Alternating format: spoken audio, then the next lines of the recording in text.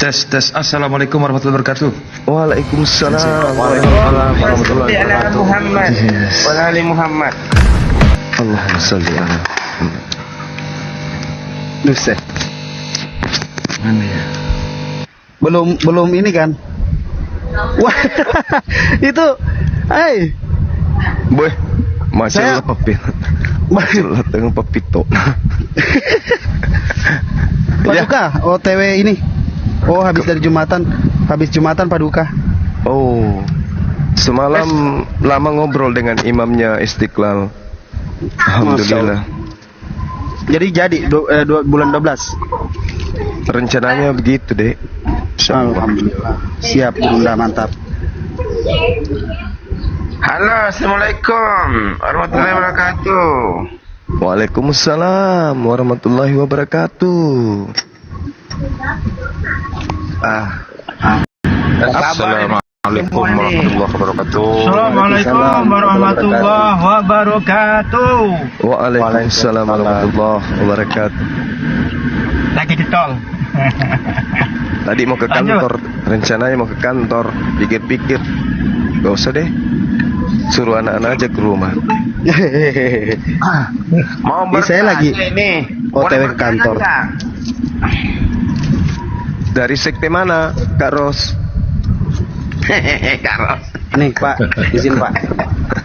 Karena Bapak nemenin saya Jumatan, nah itu. Makasih ya. Lanjut. Makasih, Pak. Bolehkah bertanya? Iya, dari sekte mana, Abang? Kalau sekte saya ini dari sekte Lampae. Iya, se. Ya, Lampae ini bebas. Oh, Pak Balut Dangi pangkep kapi ye. Belum aja. Oh, Balut aja. Wah, kira memang enggak. Iya. Sanurihim ayatina fil afaqi wa fi anfusihim. Iya. Kenapa, Om? Sudah Ini berapa? Sudah saya berapa? Ini Iya. mau bertanya. Iya. Bagaimana maksudnya Apa tuh? dalam Al-Quran Iya. surah Asy-Syafaat ayat surah Syafaat. As-Safat apa? Ya, Syafaat ya. Gitu ya. As-Safat kapan? Ya, Ah, 96. Berapa? Ayat 96. As-Safat ayat 9. Bahasa apa itu? Harus pergi pada Tuhanku gitu. Untuk Surah memberi petunjuk. Surah Asy-Syafaat ayat 96. 96 itu cakap-cakapnya Nabi Ibrahim alaihissalam kalau nggak salah. Kenapa emang? Bagaimana itu ayatnya itu, Deng? Nah, ini Iya. kan orang bingung ini, belum Mana? ada Nah, kurang apa namanya nih, masih sekte Lampae.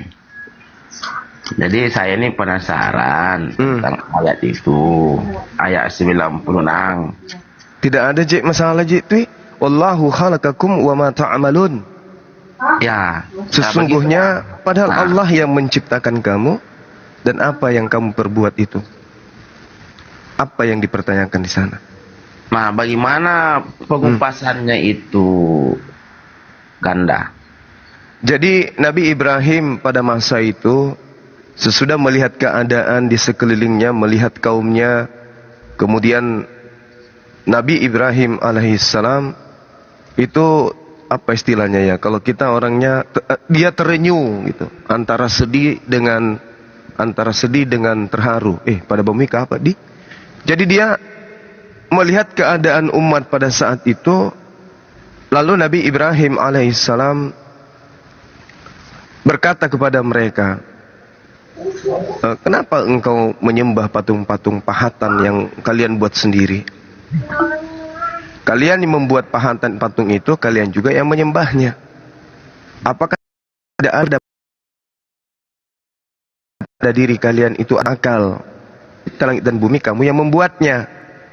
Jadi pada saat itu Nabi Ibrahim menegaskan bahwa tidak patut menyembah apa yang kamu buat. Pasti ada yang menciptakan. Pasti ada yang membuat ini semua. Termasuk dirimu, termasuk tanganmu yang mampu mempahat patung-patung kalian. Nah, pasti kepada mereka lah kita kemudian harus menyembah, kepada dialah kita harus menyembah.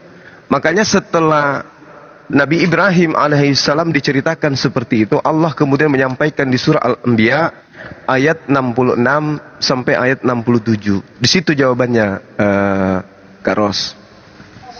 Oh gitu ya. Iya. Ini nama aku nih Ros ya. Hah? Ros ini. Ya, anggap saja begitu. Jadi di ayat 66 sampai 67 diterangkan oleh Allah, qala apa ta'buduna min dunillah ma la yanfa'ukum syai'a wa la yadurrukum. Nabi Ibrahim alaihissalam kemudian berkata kepada mereka, mengapa kamu menyembah selain Allah? Sesuatu yang tidak dapat memberi syafaat sedikit pun dan tidak akan pernah bisa mendatangkan manfaat mudarat kepada kamu. Uffil lakum walima ta'buduna min dunillah afala ta'qilun. Celakalah kamu dan apa yang kamu sembah selain Allah. Afala ta'qilun? Apakah engkau tidak menggunakan akalmu? Apa efeknya kemudian? Mereka lalu membakar baginda Ibrahim alaihissalam. Oke? Begini. Iya. Itu kan ayat berbunyi padahal Allah lah yang menciptakan kamu dan berserta apa. Padahal Allah yang menciptakan. Bagaimana bunyi ayat? Wallahu khalaqakum, Allah yang menciptakan engkau. Berserta wa ma ta'malun, dan apa yang kamu perbuat itu. Allah yang menciptakan dan apa-apa yang kamu perbuat kan? Iya. Berarti itu toh? Iya. Itu ayat. Iya. Itu ayat yang membuat saya terkesima untuk membahasnya dengan Bang Suma ini. Iya. Itu, iya. Karena ayat itu sangat-sangat istilahnya membuat saya berpikir 73 keliling. Kurang kasih cukupi 80. 80 lah. Ya. Terus falakakum wa ma ta'malun. Ya, ta'malun perbuatan mereka. Padahal Allah lah yang menciptakan kamu dan berserta apa-apa yang kamu perbuat toh? Iya. Dan terus di surat An-Nisa mengatakan, An-Nisa ayat berapa? Lupa aku ayatnya, Pak. Iya, apa yang dikatakan? Ayatnya begini, wahai Muhammad. Iya. Mengapa engkau mengatakan yang baik itu datang daripada aku, dan sedangkan yang buruk itu datang daripada kamu? Begitu kurang lebih ayatnya. Bagaimana itu, Pak? Gimana? Di surah An-Nisa, lupa aku surah An-Nisa berapa itu mengatakan 79 bukan? Kullun minillah, begitu bunyinya itu, bunyi ayatnya itu. Kullun minillah. Itu yang di bawah itu, tapi lupa aku ayat yang di atas itu. Aku kan tidak mengerti betul, cuma saya ini kan mengambil ayat itu yang istilahnya menurut saya yang membuat saya berpikir gitu. Iya. Karena saya sangkut pautkan dengan ayat surah As-Safat 96 itu, Pak. Iya. Karena terus, di dalam Islam. Begitu. Karena kan dia membahas di situ kalimatnya kan la ilaha illallah. Iya. Jadi saya mengambil di situ, Pak. Karena di Islam ini kan selalu bicara tentang tauhid. Jadi surah An-Nisa sama surah As-Safa itu, saya mengambil kutipan di situ untuk istilahnya memahami arti yang dikatakan tauhid. Begitu, Pak. Bagaimana menurut Pak Suma tentang ayat itu? Jadi gini, Allah Subhanahu wa taala memang menjelaskan di dalam salah satu ayat suci Al-Qur'an yang seirama dengan yang saudara saya ini katakan barusan. Di dalam surah An-Nisa, Allah Subhanahu wa taala mengatakan bahwa segala apa yang ada di atas bumi, ma asabaka min hasanah faminallahi wa ma asabaka min sayyi'at famin nafsi wa arsalnaka linnasi rasulan wa kafa billahi syahida. Kebajikan apapun yang kamu peroleh adalah dari sisi Allah, dan keburukan apapun yang menimpamu itu dari kesalahanmu sendiri. Kami mengutusmu menjadi rasul kepada seluruh umat manusia dan cukup menjadi saksi. Sementara di dalam Al-Quranul Karim surah apa tadi? Surah Al-Anbiya ya, As-Saffat ya. As-Saffat ayat 96, Allah menerangkan inna kulla syai' khalaqnahu biqadar. Sungguh kami menciptakan segala sesuatu menurut ukuran. Tapi di sini Pak, di surah An-Nisa mengatakan, iya, wahai Muhammad, mengapa engkau mengatakan yang baik itu datang daripada aku, dan sedangkan yang buruk itu datang daripada kamu Muhammad. Dengan ayat 90 mengatakan wallahu khalaqakum wa ma ta'malun. Iya, ini kan kami mengutusmu. Jadi bagaimana kolerasinya itu Pak, tentang ayat itu Pak? Jadi gini, Allah Subhanahu wa taala kan di awal saya sudah mengatakan inna kulla syai' khalaqnahu biqadar. Sungguh kami menciptakan segala sesuatu. Jadi semua aspek di dalam kehidupan makhluk itu Allah yang menciptakan. Allah yang menciptakan. Terus yang buruk itu Pak, kan di surah An-Nisa mengatakan kullun min indillah. Itu kurang saya hafal Pak. Ayatnya itu di surah An-Nisa. Kalau yang ada di surah An-Nisa dikatakan ma asabaka min hasanatin faminallahi wa ma asabaka min sayyi'ah famin nafsi. Jadi kejahatan itu asalnya darimu sendiri, kamu yang melakukan kejahatan itu. Tapi di surah An-Nisa Pak mengatakan, ada ayat ku dengar, ada ayat ku baca, cuma saya lupa ayat berapa. Ini ayat An-Nisa yang saya baca, ini ayat An-Nisa. Ya, surah An-Nisa Pak. Itu ya, ini juga saya baca. Mengatakan ayatnya. Bunyi ayatnya itu kullun min indillah. Kullun min indillah. Apa itu?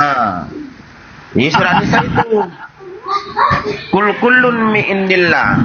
Itu bunyinya ayatnya ke bawah itu Pak. Cuma yang di atas aku tak hafal. Tak ingat saya. Waduh. Apa itu ya? Coba dulu HP dulu, kuliah dulu ayatnya itu, ayat berapa? Coba masa kita kan hafal Quran. Itu. Saya bukan tahfiz Quran, abangku. Tapi ada bunyi ayatnya begitu, Pak.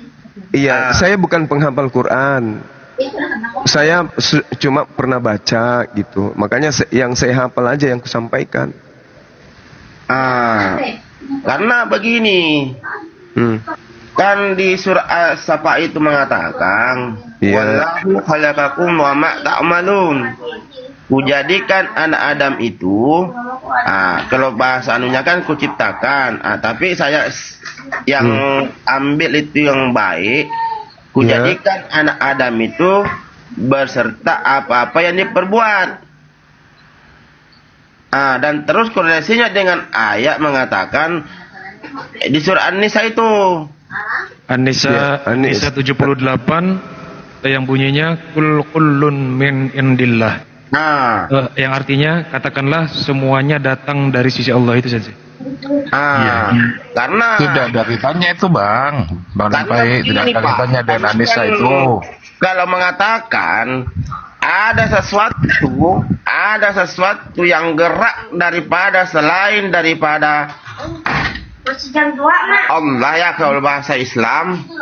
Ya ini tunggu dulu, ini abang ini agamanya apa sebenarnya? Saya ini Pak, orang bingung, orang bebas saya. karena saya ini tidak mau menyalahkan dengan satu apa namanya itu ya, tidak mau istilahnya berpolemik tentang suatu agama yang mana yang benar, yang mana yang salah, gitu. Jadi agama semua benar? Ya kalau menurut saya benar bagi mereka, belum tentu benar buat saya. Karena tapi saya istilahnya hanya bisa meyakini bahwasanya apa yang benar itu menurut saya belum tentu benar menurut orang lain. Kalau saya menyalahkan orang lain, berarti sama saja saya menyalahkan diri saya. Karena saya petik ayat demi ayat di dalam bahasa tauhid, kalau masih ada sesuatu selain daripada yang maha kuasa, berarti batal lah dikatakan tauhid itu, Pak. Pak Lampe, coba langsung ke poin pertanyaannya, itu apa yang mau ditanyakan? Nah, itu boleh sensei. Karena koreksinya dengan ayat mengatakan wallahu khalaqakum wa ma ta'malun.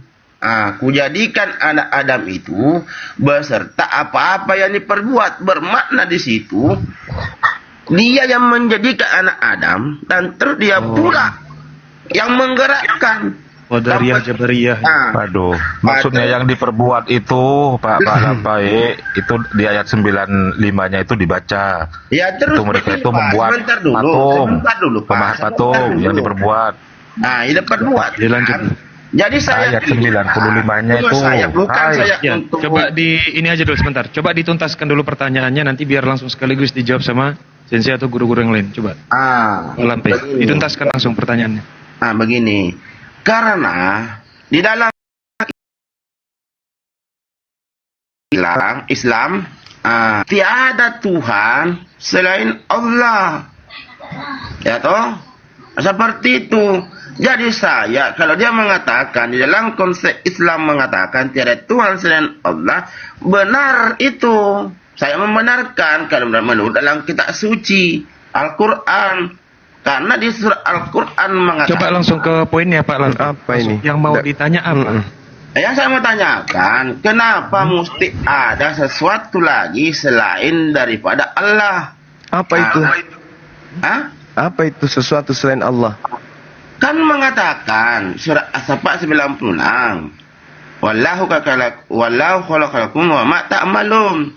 Kuciptakan anak Adam berserta apa-apa yang diperbuat anak Adam. Yang jadi masalah apa, Pak Lampe? Sebentar dulu, Pak. Terus dikuatkan lagi di surah An-Nisa ayat ini As-Saffat ini tidak berbicara Nabi Adam. Tapi di situ bahasanya, Pak, aku jadikan ya taruhlah seperti itu, bukan Nabi Adam. Mungkin saya salah istilahnya membacanya. Tidak bisa Anda berasumsi, nggak nyambung. Ini Al-Quran, Bung. Bukan surat kabar. Coba dulu ente tanya sini, saya bacakan ayatnya, betulkah apa salahkah saya ini? Dari yang 95 dulu. Ya, baru saya 96. bahas ini kan 96. Saya bahas. 95-nya dulu. 96-nya saya Pak. Jangan. Enggak begitu cara bahas Quran itu, enggak begitu, Bung. Makanya Anda itu lango-lango. Bukan lango-lango. Lango-lango lah Anda ini, bahasa Al-Quran pakai tafsiran sendiri. Lah, Anda membahas Quran pakai tafsir tanpa ilmu. Bagaimana ceritanya? Ilmu tolotang Anda pakai untuk mengkaji Quran. Anda mendasari taklid buta untuk mendudukkan perkara yang ada di dalam ayat suci Al-Quran. Bagaimana? Bukan mengambil satu ayat. Terus menjadikan satu korelasi bagaimana orang memahami supaya tidak istilahnya linglung. Supaya ada patokan yang rujukannya itu, Pak. Sekarang yang jadi rujukan Anda itu pemahaman Anda sendiri atau pemahaman ahli Quran? Begini Pak Suma. Bukankah Al-Quran itu diperuntukkan bagi orang yang mau berpikir, bukan orang yang tidak mau berpikir. Tapi berpikir di sini maksudnya kaidah ilmu Quran itu sudah baku, bukan kita asumsi sendiri dengan pikiran kita sendiri. Jadi bagaimana ini, Pak? Ini. Bagaimana kita kan disangka sudah di 73 golongan. Ini solusinya beli garam kayaknya nih. Kelaim dirinya selama 73 golongan itu. Hanya saat yang selama. Mana Oh, tidak begitu memahaminya. Nah, ini kan masalah paham, berbeda kepala, berbeda cara pandangnya, Pak. Oh, tidak bisa. Anda keluar dari Islam kalau Anda memahami Al-Quran pakai otak sendiri. Anda keluar dari Islam. Makanya saya pakai. Makanya apa? Islam pakai Ya. gitu. Iya, berarti Anda bukan Islam kan? Ya tidak mengapa. Islam itu Nah, karena Anda bukan Islam, maka pemahaman diam dulu. Okay. Karena Anda bukan Islam, maka Anda punya pemahaman sendiri. Begitu Kak Ros. Anda pemahaman kami umat Islam dengan pemahaman Anda berbeda. Habis itu Anda ingin memahami kitab suci kami dengan seenak perut Anda. Gak bisa. Kak Ros. Kita suci sendiri mengatakan. Kitab suci Quran itu harus pakai kaidah ilmu, Kak Ros. Ini kaidah, itu kaidah. Kaidah apa yang Anda pakai? Kita berbicara tentang suatu kaidah. Kaidah apa? Tunggu. Kaidah itu apa? Kalau kita berbicara. Tunggu. Kaidah itu apa? Kaidah itu cara untuk menyampaikan.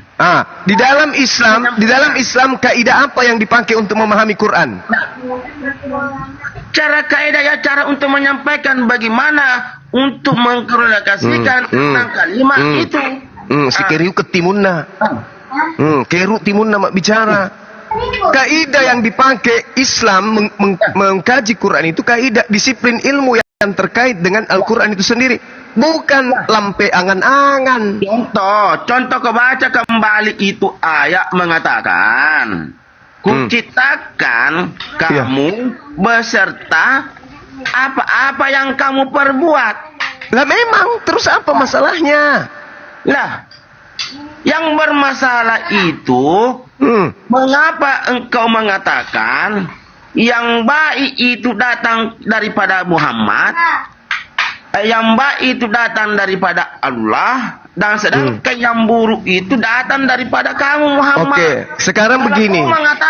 Kalau kau mengatakan yang baik itu datang daripada Allah, dan sedangkan yang buruk itu datang daripada Muhammad, batallah, siriklah, kau kafirlah, kau sain semua. Atau malasa. Sekarang begini, saya tanya samamu begini.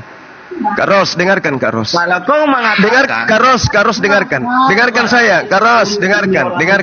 Kak Ros, dengarkan saya. Yang penting kau bisa mengatakan orang kafir. Saya bisa mengatakan kau orang kafir. Yang kafir kafah. Ini orang abu-abu. Tidak ada ilmunya. Turun. Kamu pergi makan tanah liat saja. Makan tanah liat campur dengan ikan bakar. Mudah-mudahan kamu sehat. Segala aspek yang ada di atas muka bumi ini, apapun itu semua asalnya dari Allah. Tidak ada yang tidak ada dan yang tidak bersumber dari Allah. Apapun itu, baik, buruk, apalagi atas, bawah, kiri, kanan, semua berasal dari Allah. Makanya kita dikasih akal. Kiri, kanan, semua berasal dari Allah. Makanya kita dikasih akal. Allah menciptakan segala sesuatu. Siapa yang memberikan kemampuan manusia untuk melakukan kemaksiatan? Siapa itu? Orang bermaksiat kemudian melakukan pembunuhan. Siapa yang memberikan kekuatan kepada manusia yang melakukan pembunuhan itu? Allah. Orang berzina. Siapa yang memberikan kesempatan? Siapa yang menyiapkan oksigen untuk orang yang melakukan maksiat itu hirup?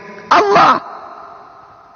Makanya semuanya akan dipertanggungjawabkan oleh Allah Subhanahu wa taala. Semua apapun yang kita lakukan itu akan dipertanggungjawabkan. Kita akan pertanggungjawabkan. Makanya Allah menyeru kepada kita umat manusia, wasari'u ila magfiratim min rabbikum wa jannatin arduha samawati wal ard uiddat lil muttaqin. Makanya umat Islam itu setiap saat minta petunjuk. Tunjukkanlah kami ke jalan yang lurus. Tunjukkanlah kami ke jalan yang lurus. Tunjukkanlah kami pada jalan yang lurus. Bukan berarti jalan itu enggak ada. Bukan berarti tuntunan itu enggak ada. Tetapi sesempurna apapun tuntunan itu, ada yang dikatakan syaitan. Ada yang dikatakan iblis. Itu Jadi Allah yang menciptakan semuanya. Kalau Anda tidak percaya, Anda baca di Yesaya 45 nomor 7. Tuhan menciptakan semuanya. Baik, buruk, setan, malaikat, iblis, jin, ifrit, popok, perakang. Semua Allah yang menciptakan. Tinggal manusia yang diberi kemudian akal ini untuk melakukan mana yang menurutnya baik, mana yang menurutnya tidak baik.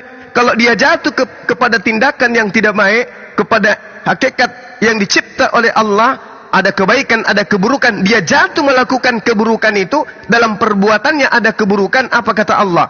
Illa man taba wa amana wa amila amalan salihah fa ulaika yubaddilullah sayyi'atihim hasanah. Itu Islam punya solusi. Orang-orang yang bertobat kemudian dari perlakuan-perlakuan yang tidak baik itu, lalu mengerjakan perbuatan baik, apa kata Allah? Kejahatan mereka diganti oleh Allah dengan kebaikan. Yang salah pemahaman si Lampet Timu tadi ini adalah ketika dia mengatakan, akulah yang mengadakan perbuatan baik, aku juga yang mengadakan perbuatan yang kau lakukan itu. Di dalam surah apa tadi itu? Surah As-Saffat. Ya, dia mengatakan bahwasanya apa yang engkau perbuat itu adalah apa yang kemudian sudah dicipta, diadakan oleh Allah. Memang betul. Tapi yang salah si Lampet Timu tadi, bahwasanya aku melakukan maksiat, kan Allah juga yang memperbuatnya. Kan kamu yang menciptakan itu perbuatan buruk. Jadi ketika aku melakukan perbuatan buruk, ya wajar. Wong kamu yang ciptakan. Nah ini kesalahannya si Lampet Timu tadi. Karena diciptakan, maka saya boleh melakukan karena kamu yang menciptakan. Tidak begitu, Bung. Tidak seperti itu kaidah dalam Islam. Allah menciptakan segala sesuatu, kita yang memilih dan memilah mana yang pantas untuk kita lakukan, mana yang tidak. Wallahu khalaqakum wa ma ta'malun. Padahal Allah yang menciptakan kamu dan apa yang kamu perbuat itu. Oke, paham ya? Lampet Timu, jangan panjang angan-angan tapi tidak ada ilmu. Silakan yang lain.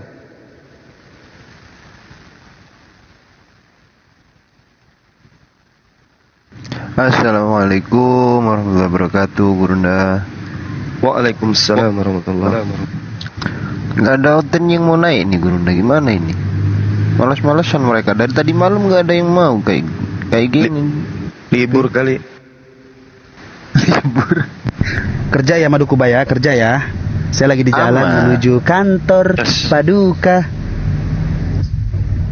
Lanjut. Sensei, boleh Sensei. Ini sekalian cek sound Sensei. Penjelasan tentang, boleh dijelaskan tentang takdir 1 menit atau 2 menit Sensei. Apa itu Din? Kalian cek sound. Tentang takdir Sensei. Tentang takdir. Oh ini ada ustaz kita nih ini. Ustaz. Oh ini sekalian ambil potongan-potongan dari ini Sensei. Penjelasan Sensei. Mau tak ambil potongan-potongannya. Iya. Ini mau tak isi nanti sama ini. Silakan Sensei. Mau sekalian uji coba dulu Sensei. Allahu Akbar. Jadi kalau di pemahaman saya pribadi, ya, takdir itu menjadi satu tolak ukuran di dalam kehidupan umat manusia, seperti panas, dingin, dan seterusnya. Tetapi terkait dengan apa yang terjadi terhadap umat manusia, itu Allah sudah tahu, Allah sudah paham. Misalnya di dalam pemahaman kita, bagaimana kemudian Allah itu sudah mengetahui si fulan masuk ke neraka, tetapi kemudian kenapa Allah masih menciptakan orang tersebut? Kan sudah tahu tuh, sudah tahu bahwasanya Allah ini, si fulan ini masuk ke dalam neraka, kenapa masih dicipta? Kan gitu ya. Ini musik di mana ini ya? Host.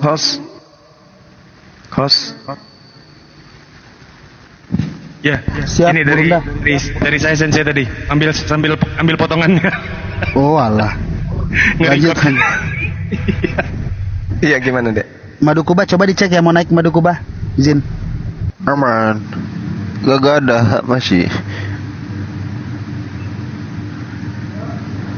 Iya, gimana? Udah dapat sih Sensei.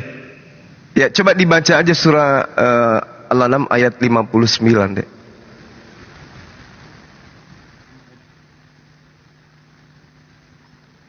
Di situ jelas dikatakan oleh Allah bahwasanya pada sisi Allah lah kunci-kunci semua yang gaib. Tidak ada yang mengetahuinya kecuali Allah itu sendiri. Dia mengetahui apa yang di daratan, di lautan, dan tiada sehelai daun pun gugur melainkan Dia mengetahuinya. Dan tidak jauh sebutir biji pun, tidak jatuh sebutir biji pun dalam kegelapan bumi, dan tidak sesuatu yang basah atau yang kering melainkan tertulis dalam kitab yang nyata, Lauhul Mahfuz. Seperti itu. Jadi kalau ada orang yang masuk ke neraka nanti, itu Tuhan sudah tahu. Si fulan berakhir neraka, si fulan berakhir di surga. Allah udah tahu. Tetapi bukan Tuhan yang menentukan itu. Orang itu sendiri yang menentukan neraka dan surganya. Orang itu sendiri yang menentukan. Tapi Allah sudah tahu. Iblis nanti adalah penghuni surga. Bang Suma penghuni surga. Bombom neraka. Ibu Uti surga. Allah udah tahu. Meskipun hari ini dia keluar-keluar, Yesus Tuhan, Yesus Tuhan, tapi Tuhan tahu dia kelak surga. Ternyata di penghujung hidupnya orang ini bersyahadat dan menyadari bahwa Yesus itu bukan Tuhan. Yang Tuhan itu adalah Allah. Allah sudah tahu bahwa akhir dari kehidupan seluruh umat manusia, semua manusia, semua itu Allah sudah tahu. Karena bagi Allah tidak ada waktu. Bagi Allah tidak terpenjara waktu sama seperti makhluk. Jadi Allah itu sudah mengetahui ini nasibnya seperti ini, nasibnya seperti ini. Lalu kenapa Allah kemudian tidak mematikan aja orang ini sebelum dia ke neraka? Ya karena Allah sudah memberikan kesempatan. Kamu diberi kesempatan. Misalnya nih, Neflos ternyata dia masuk surga. Padahal tindakan pekerjaan-pekerjaannya kemudian itu adalah pekerjaan-pekerjaan ahli neraka. Tapi di penghujung hidupnya ada amalan kemudian yang membuat beliau itu benar-benar tunduk berserah diri kepada Allah. Ya ternyata di ujungnya beliau masuk surga. Allah udah tahu itu. Seperti itu adanya. Makanya nanti ketika kita dikumpulkan, Allah memperlihatkan kemudian kesalahan-kesalahan kita. Lalu kemudian orang-orang yang cenderung kepada pertobatan, tunduk kepada Allah, Allah gantikan kesalahan itu, dihapuskan kesalahan itu, lalu kemudian memasukkannya ke dalam surga. Nah, inilah indahnya di Islam. Seperti tadi Bapak siapa itu si Lampe mencoba untuk menarasikan sendiri isi Quran. Nah, ini yang keliru. Kalau kita umat Islam kan ada kaidah. Ada kaidah. Kaidahnya itu kan jelas, baku, bukan dibuat-buat. Kalau dia tadi itu asumsi. Dia pemikiran dia sendiri, kaidah cara dia sendiri. Saya kira begitu teman-teman sekalian. Silakan yang lain.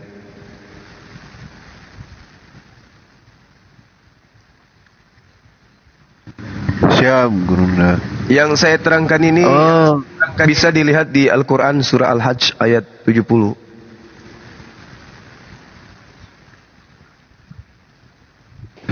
Permisi, selamat datang Bang Shems.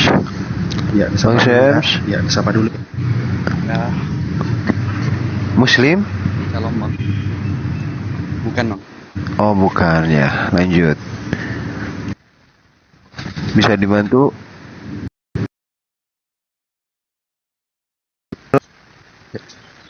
Mau denger-denger aja gitu. Mungkin ada yang mau dipertanyakan? Untuk dipertanyakan itu ini ya Bang, apakah Isa Al-Masih di dalam Al-Quran itu itu Yesus Kristus yang ada di Bible? Soalnya ya Al-Quran itu mengatakan Yesus itu pas di firman gue, saudara Harun gitu gimana kan, sedangkan jaraknya itu kan 1500 tahun.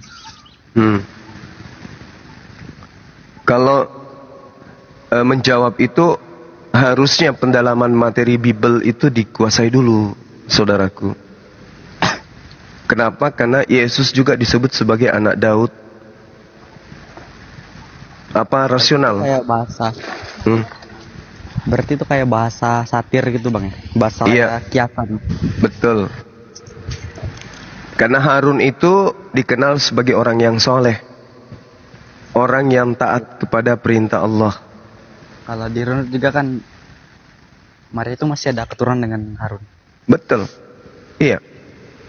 Jadi karena Harun di kalangan orang Yahudi itu adalah orang yang dekat dengan Nabi Musa, karena memang beliau adalah saudara dengan Nabi Musa alaihissalam, maka keturunan Harun itu keturunan orang baik-baik.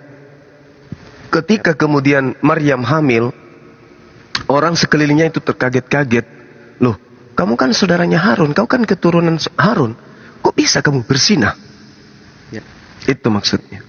Dan juga ada narasi orang-orang Yahudi yang bilang kepada Yesus, ibumu bukan seorang pezina dan ayahmu bukan seorang pendosa gitu. Istilahnya itu kan menuduhkan kepada Yesus, tapi dia menuduhkannya bilangnya gitu.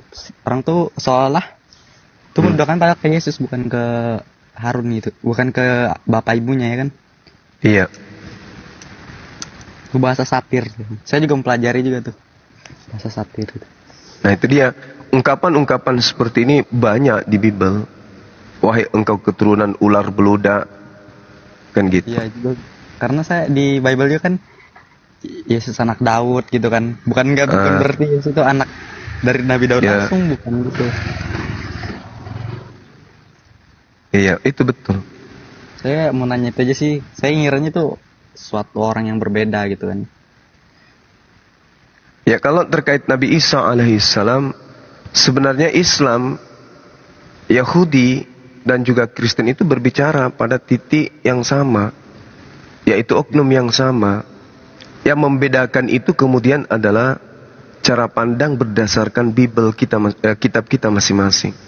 Ya. Tapi sebenarnya itu berbicara mengenai satu oknum. Karena cuma ada satu manusia yang lahir di tengah-tengah Bani Israel tanpa ayah. Ya. Gitu. Teman Kristen menyebutnya Yesus, kami umat Islam menyebutnya Isa. Isa itu sama dengan padanan katanya dalam bahasa Aramaik, Iso. Bahasa Ibraninya Yesua.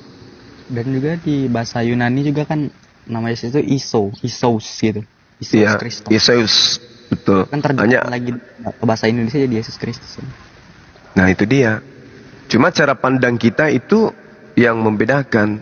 Nah, kisruhnya memuncak ketika oknum ini menjadi Tuhan di kalangan Kristen.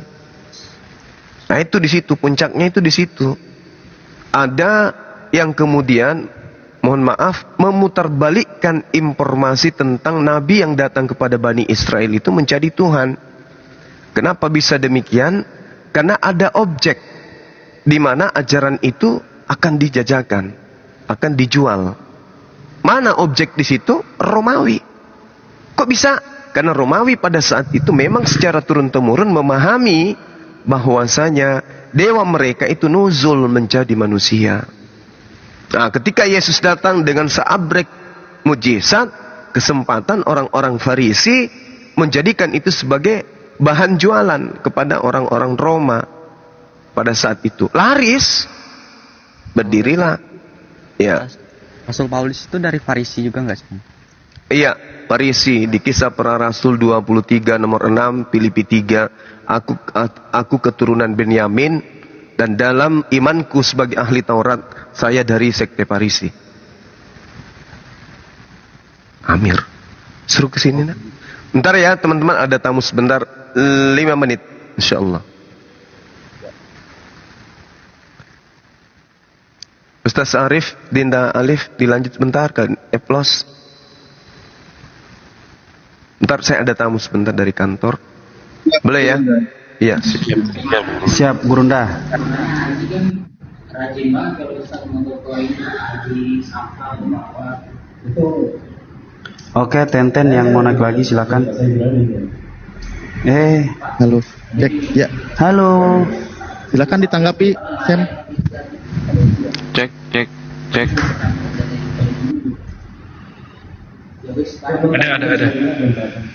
Ini berarti cocokin yang kekurangan. Halo, Sam.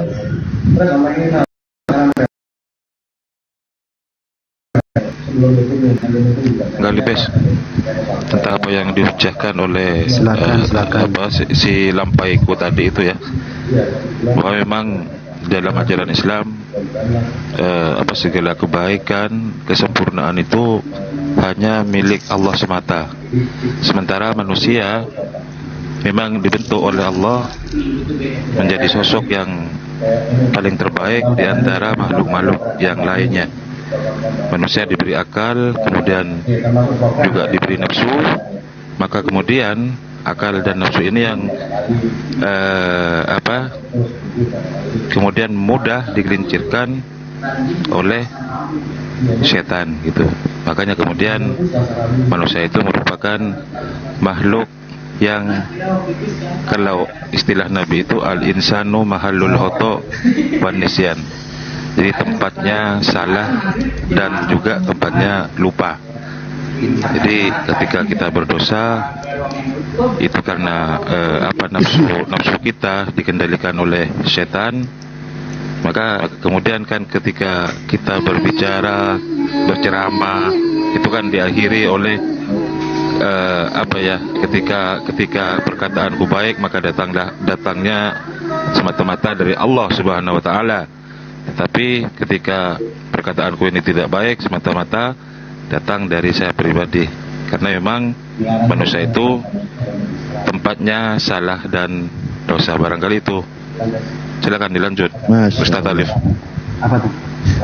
Ya. Dari mana-mana karena izin saya lanjut lagi ke Sam. Tidak bisa dipungkiri tahun monitor nggak Sam? 35 itu bisa jadi orang-orang kalau kamu itu akan banyak yang bisa sudah bisa memahami, misal ketika tadi yang dibawakan oleh ayat Al-Quran, saudara perempuan Harun itu kalimat satir atau sindiran atau apa, bukan berarti merujuk kepada yang asli. Karena begitu juga tadi Guru sudah sampaikan, sebelum seandainya engkau ingin mengoreksi Al-Quran, mestinya baca kitab sucimu, karena di sana juga banyak sekali pengistilahan yang memang kalau diartikan secara langsung maka akan terjadi salah paham. Nah, satu kata itu ketika Anda pahami, maka ada banyak beberapa kata di dalam kitabmu yang menggunakan istilah.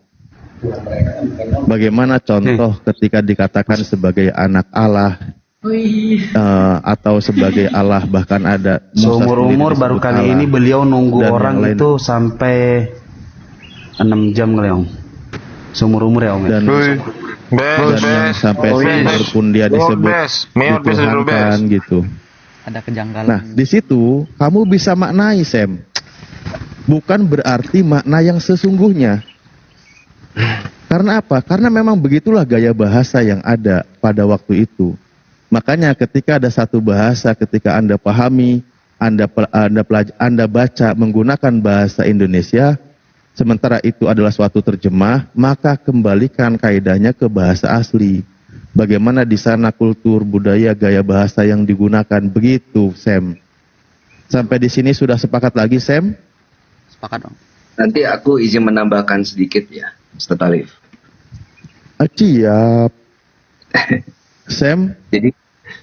Jadi mengenai saudara, sebenarnya gini, di dalam tradisi Semitik ya seperti itu, gitu. Contoh kita lihat nanti.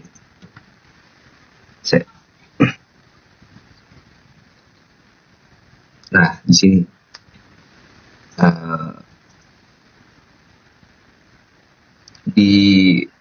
di root 4 pos bisa itu enggak?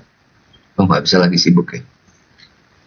Di root 4, nah di root 4 nomor 3, lalu berkatalah ia kepada penebus itu. Sebelum saya ke sini, kita lihat nanti. Di sini Rut menjadi istri Boas. Rut menjadi istri Boas. Nah, dilihat nomor 4 nanti.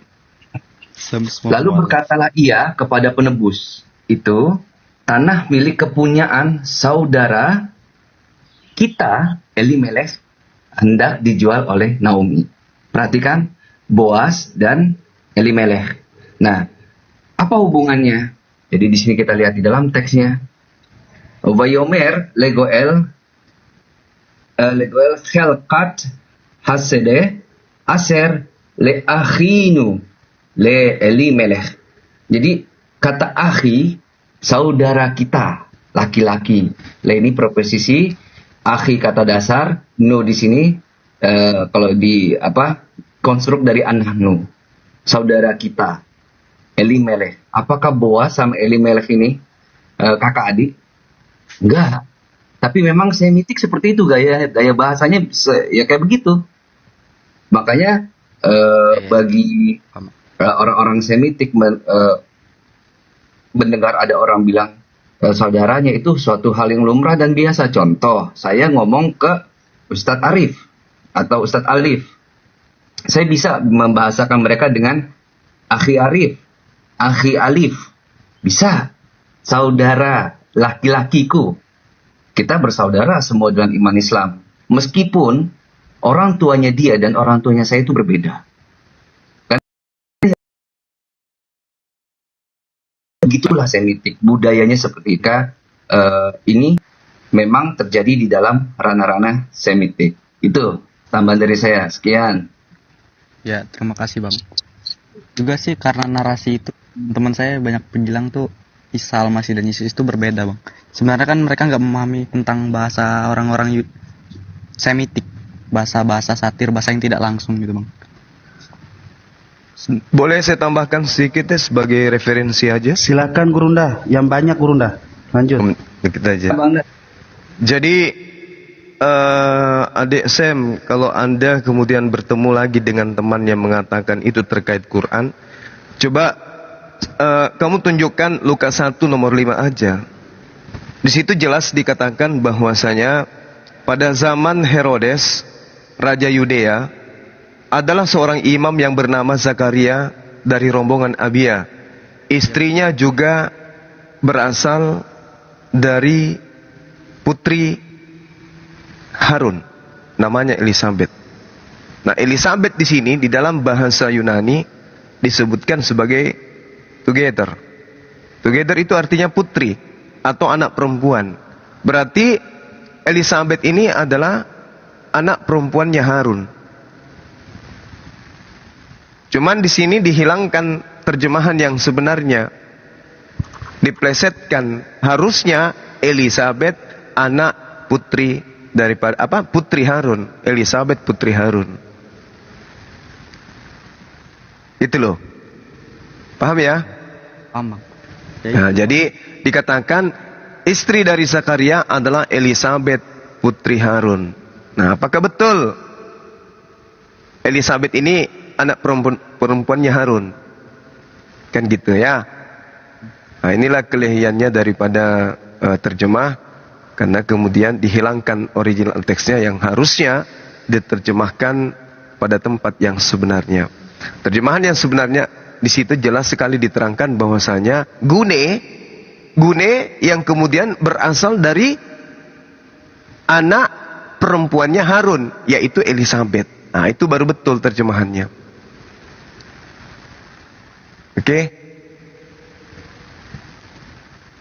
Ya, terima kasih Bang. Iya, jadi istri daripada Zakaria adalah anak Harun bernama Elizabeth. Oke? Lanjut. Silakan yang lain, silakan. Janggalan gitu. Mantap Gurunda. Selanjutnya Sam, kita kembangkan pembahasannya Sam. Kejanggalan ini, sebenarnya kejanggalan ini sudah dari lama. Suaranya pelan kali. Saya boleh bertanya lagi Bang? Boleh, banyak pun boleh. Lagi. dikerasin suaranya Bang Sam. Digedein lagi. Suaranya. Ya, digedein lagi. Nanti nggak masuk suaranya ke record, nggak ke record. Apa yang mau digedein? Barangnya. Dari ada di tenggorokan. Dielus dulu. Apa sih maksudnya? Astagfirullah. Gimana? Maga tita jajina gurunda. Iya.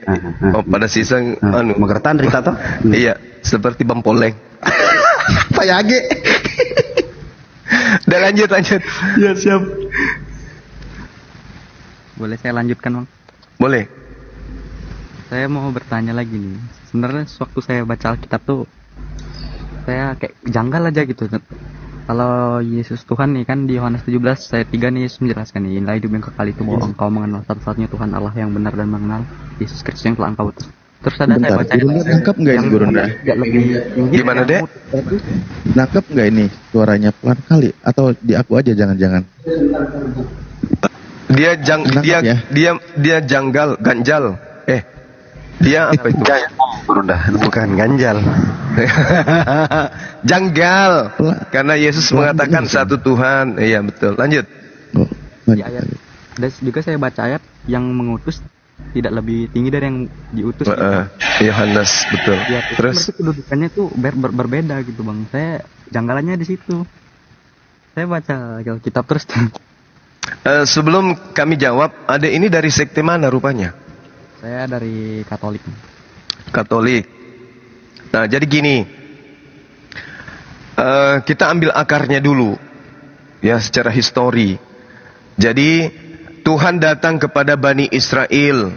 Abad pertama, Bani Israel, dalam hal ini tanah Yerusalem, itu dikuasai oleh Imperium Romawi.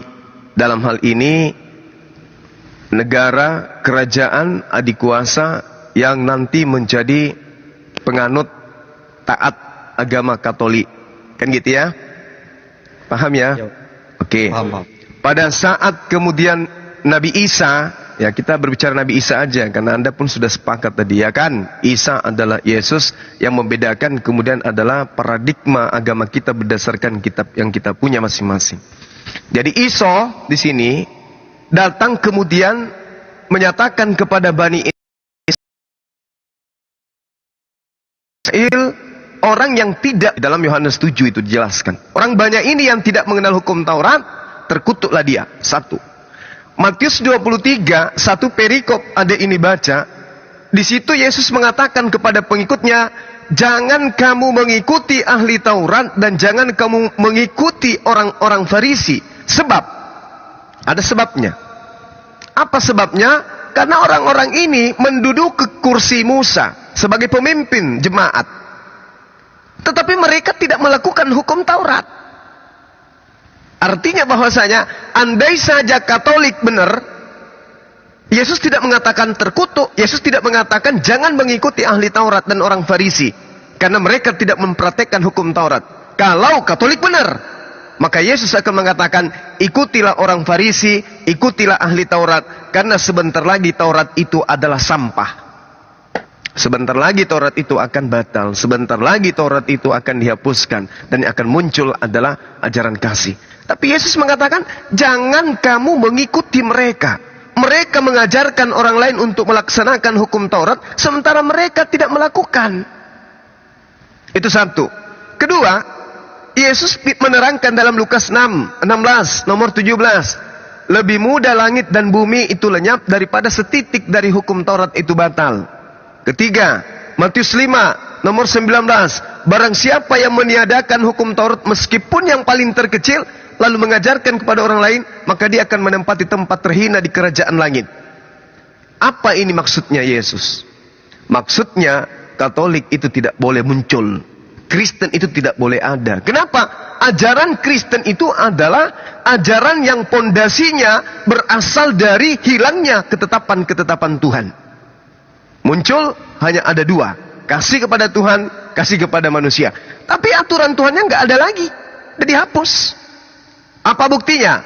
Efesus 2 nomor 15. Dengan matinya Yesus, maka Yesus telah membatalkan hukum Taurat beserta segala perintah-perintah yang ada di dalamnya. Ini ajaran siapa? Paulus. Dijual kepada siapa? Roma, Yunani. Sah. Nah, makanya muncul dua arah, dua mata rantai pengajaran dalam satu rel. Dalam satu rel pengajaran, koridor yang ada, kemudian muncul dua stigma yang jelas. Satunya, Tuhan itu satu-satunya Tuhan. Yang kedua, Yesus juga ikut nebeng menjadi Tuhan. Bercampur aduk menjadi satu. Sehingga Katolik muncul sekte baru. Dari Protestan muncul lagi sekte baru. Dari yang baru muncul lagi sekte baru. Muncul. Akhirnya berujung kepada siapa? Mesianik. Kembali kepada asalnya, mendudukkan Yesus hanya sebagai utusan. Berarti Katolik salah, karena Katolik mengentaskan satu sekte yang memprotes tentang kebijakan agamanya. Tapi pada dasarnya adalah Yesus itu adalah praktisi Taurat. Sebagai praktisi Taurat, tentu Tuhannya cuma satu. Yesus bertuhan. Yesus bukan ateis. Yesus bertuhan. Tuhannya satu. Dan Tuhan yang satu oleh Yesus itu bukan dirinya, melainkan hakikat yang ada di langit. Bukan Yesusnya. Muncul ajaran Katolik mendudukkan Yesusnya sendiri yang jadi Tuhan. Ini yang menjadi kacau. Sehingga Kristen-Kristen awam yang belajar, bukan yang manut dengan doktrin dan dogma, mereka anak-anak Kristen yang cerdas, akan muncul pemikiran dalam benak mereka. Loh, kok bisa kayak gini? Katanya Tuhan itu satu. Hidup kekal itu cuma satu. Tapi kok jadinya yang harusnya dikenal sebagai utusan justru ikut nimbrung menjadi Tuhan. Mana yang benar?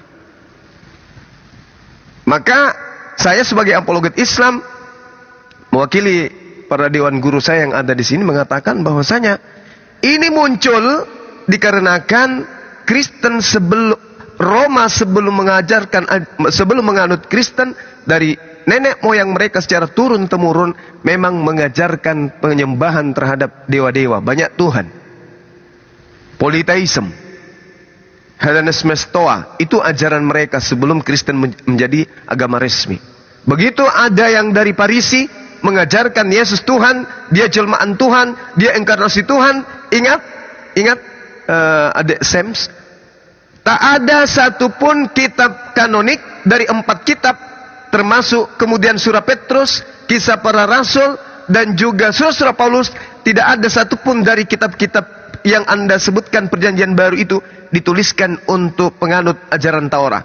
Paulus dan kawan-kawannya malu untuk menulis kitab itu untuk penganut Taurat. Kenapa? Mereka adalah ahli Taurat. Mereka adalah orang Farisi. Mereka tahu tidak mungkin orang Yahudi menerima ajaran kita ini. Maka semua surat di dalam perjanjian baru itu hanya diperuntukkan orang-orang goyim. Siapa itu? Roma, Yunani. Coba Anda periksa kitab mulai dari Yohanes, Matius, Markus, Lukas, kisah para rasul, Petrus 1, 2, lalu kemudian 1 Yohanes, 2 Yohanes, lalu Kiliki, Filipi, semua surah-surah Paulus itu tidak ada yang ditulis untuk orang Yahudi. Semua ditulis untuk non-Yahudi. Membuktikan ada jurang pemisah di sana.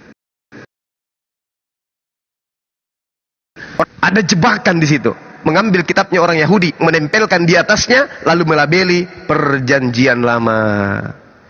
Kitabnya perjanjian baru. Padahal kalau kita membaca Yeremia 31 nomor 31, apa kata Tuhan di sana? Aku akan mengadakan perjanjian baru dengan Bani Israel dan Bani Yehuda. Apa perjanjian baru itu? Aku akan memasukkan hukum Taurat ke dalam batin setiap Bani Israel. Berarti perjanjian barunya Tuhan adalah hukum Taurat. Tetapi di meja Katolik, hukum perjanjian baru ini dirubah menjadi perjanjian lama. Kenapa? Karena yang ingin dijual adalah surat-surat Paulus dan teman-temannya. Seperti itu, adik Sam. Silakan.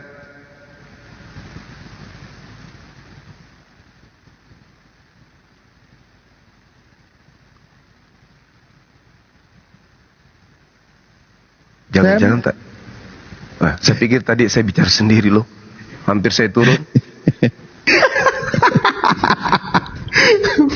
Halo Sam. Madu Kubah.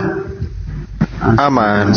Iya itu Gurunda interaktif. Lu kerja kita hari ini. Semakin tercerahkan Sam. Aku fokus Nah, di bagus, bawah. makasih. Cantik. Gimana Sam? Sam, gimana Sam? Gimana Sam? Sudah makin jelas Sam? Makin cerah Sam? Wah, terima kasih Sam. Oke, pertanyaan berikutnya kalau memang sudah dipahami. Agak tuh. Masih mikir beliau Gurunda. Saya monitor nggak ini? Monitor banget. Sam. Mantap banget. Oh Sam. Maafin ada. Sam, Jangan kau hancurkan perasaanku Sam. Sam.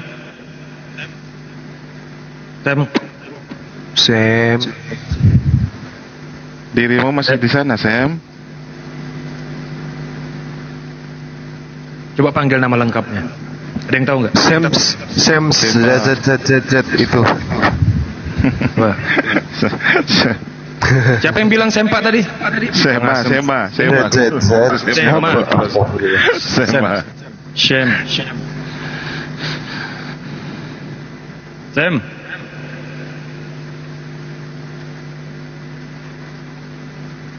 Sam. Sam. Tidur dia kayaknya. Sudah labil kah Sam? Ada suaranya nggak? Oh, ada. Ini Ada teman kecil banget, Halo. teman-teman guru-guru saya yang ada di sini, Dinda Moto dan juga Dinda Neplos yang sering-sering angkat bicara, Ketua Dinda Alif. Penekanan kita ke depannya itu adalah pemisahan antara ajaran Tuhannya Bani Israel yang mereka sebut Bapak, ya, Bapak, dengan ajaran Bapak yang muncul belakangan, yaitu Bapak Paulus. Jadi ada dua Bapak di sini. Saya mau bertanya lagi. Bapaknya orang Yahudi yang di dalam Amsal 3 nomor 11-12, dan bapaknya orang Kristen yang dituliskan di dalam kitabnya mereka sendiri, di mana beliau ini mengaku sebagai Bapak. Pernah kita dengar di dalam 1 Korintus 4:15, di situ ada yang mengaku Bapak. Siap. Ya, jadi ada dua Bapak, bapaknya orang Yahudi yaitu Elohim, dan bapaknya orang Katolik yaitu Paulus. Ini kita harus terus gaungkan. Rasul Petrus juga. Petrus itu tidak pernah sampai ke Roma. Kenapa? Petrus mendirikan jemaat mula-mula itu adalah jemaat yang bersunat. Sedangkan orang yang tidak bersunat haram hukumnya masuk ke dalam perkumpulan jemaat orang-orang Yahudi. Jadi jemaat mula-mula yang didirikan di atas batu karang oleh Petrus adalah orang-orang Yahudi yang tidak makan babi, yang tidak berkulub, mereka yang selalu wudhu, ya, mentahirkan diri, mandi junub, lalu kemudian membasuh muka, tangan, kaki, wajah ketika mereka masuk ke dalam bait suci. Sedangkan orang-orang Yahudi, non-Yahudi pada masa itu dianggap najis. Tidaklah mungkin ketika Yesus memberikan pesan kepada Petrus di dalam Matius 10 nomor 5 nomor 6, jangan engkau ke bangsa lain. Tidak mungkin Petrus itu durhaka kepada gurunya. Itu satu. Kedua, Paulus sendiri dengan bibirnya mengatakan di dalam Galatia 2 nomor 8, Petrus diutus kepada orang-orang bersunat. Ya, berarti Petrus tidaklah sampai ke Roma menjadi paus pertama. Nah, itu cuman gaya-gayaan supaya dianggap bahwa paus pertama itu adalah santo pertama itu adalah Petrus murid Yesus. Itu mustahil. Itu bullshit. Kata pastor saya, paus yang pertama itu Rasul Petrus. Gak mungkin. Mustahil.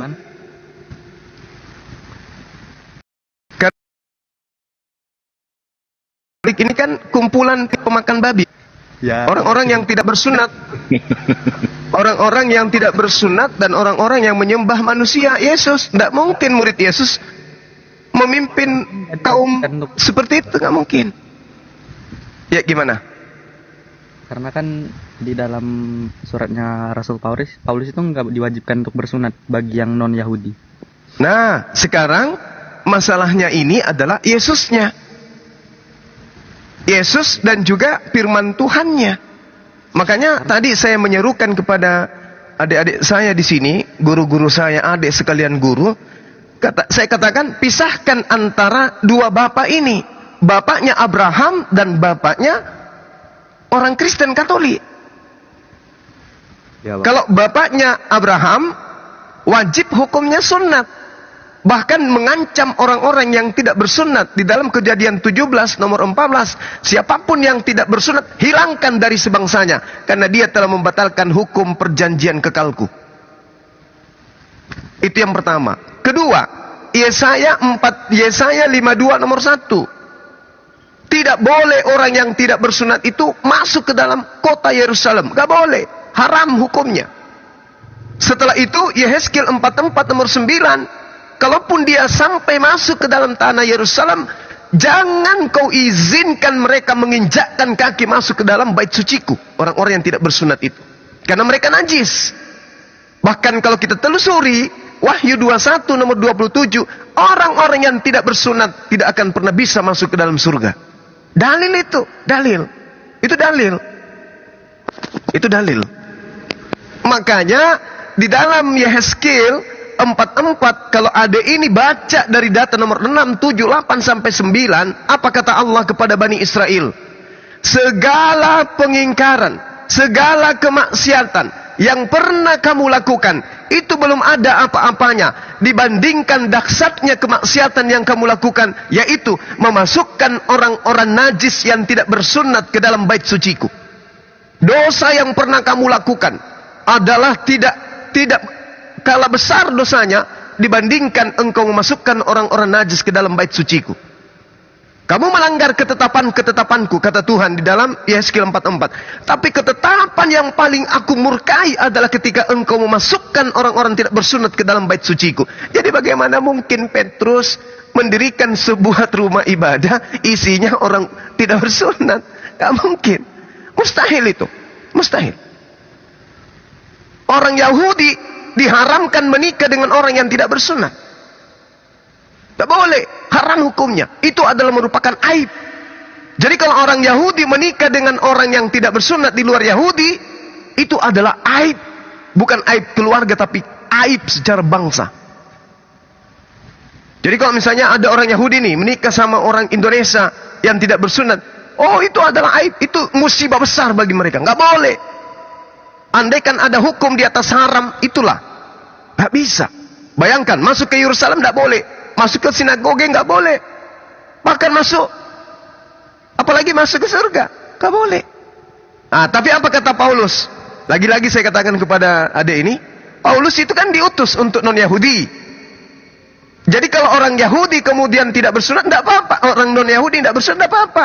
Makan babi nggak apa-apa. Apalagi nyembah manusia nggak apa-apa. Kenapa? Karena sejatinya ajaran Paulus itu bukan ajaran Tuhan. Bukan ajaran Tuhan. Coba, malaikat mana yang datang kepada Paulus kemudian memberitakan firman Tuhan, firman seperti yang dituliskan di 14 kitab itu? Malaikat siapa yang datang kepadanya? Itu Rasul Paulus kan dia dapat firman langsung dari Tuhan Yesus, Pak. Kata siapa? Ya, sewaktu Rasul Paulus. Kata Paulus kan? Iya. Kata Paulus, saudara Sem ini, adik Sem juga bisa menulis surat. Aku didatangi oleh Yesus. Yesus berkata kepadaku, wahai Sem, aku memilih engkau untuk menyatakan kebenaran kepada bangsa-bangsa.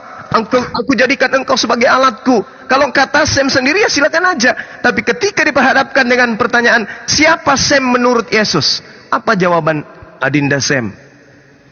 Siapa Paulus menurut Yesus? Apa jawaban kira-kira? Menurut Yesus, Paulus adalah sepi pemberitaan. Makanya Yesus mengatakan, waspadalah kepada serigala. Siapa serigala ini? Mari kita lihat. Pada saat kita membuka kitab Kejadian 49, Yakub memiliki 4 istri. Poligami dia. Dari keempat istri Yakub hasil poligaminya melahirkan 12 anak. Di dalam Kejadian 49, Nabi Yakub kemudian memanggil semua anak-anaknya termasuk Benyamin. Tibalah pada masa Yakub memanggil Benyamin. Jadi satu-satu anaknya dipanggil.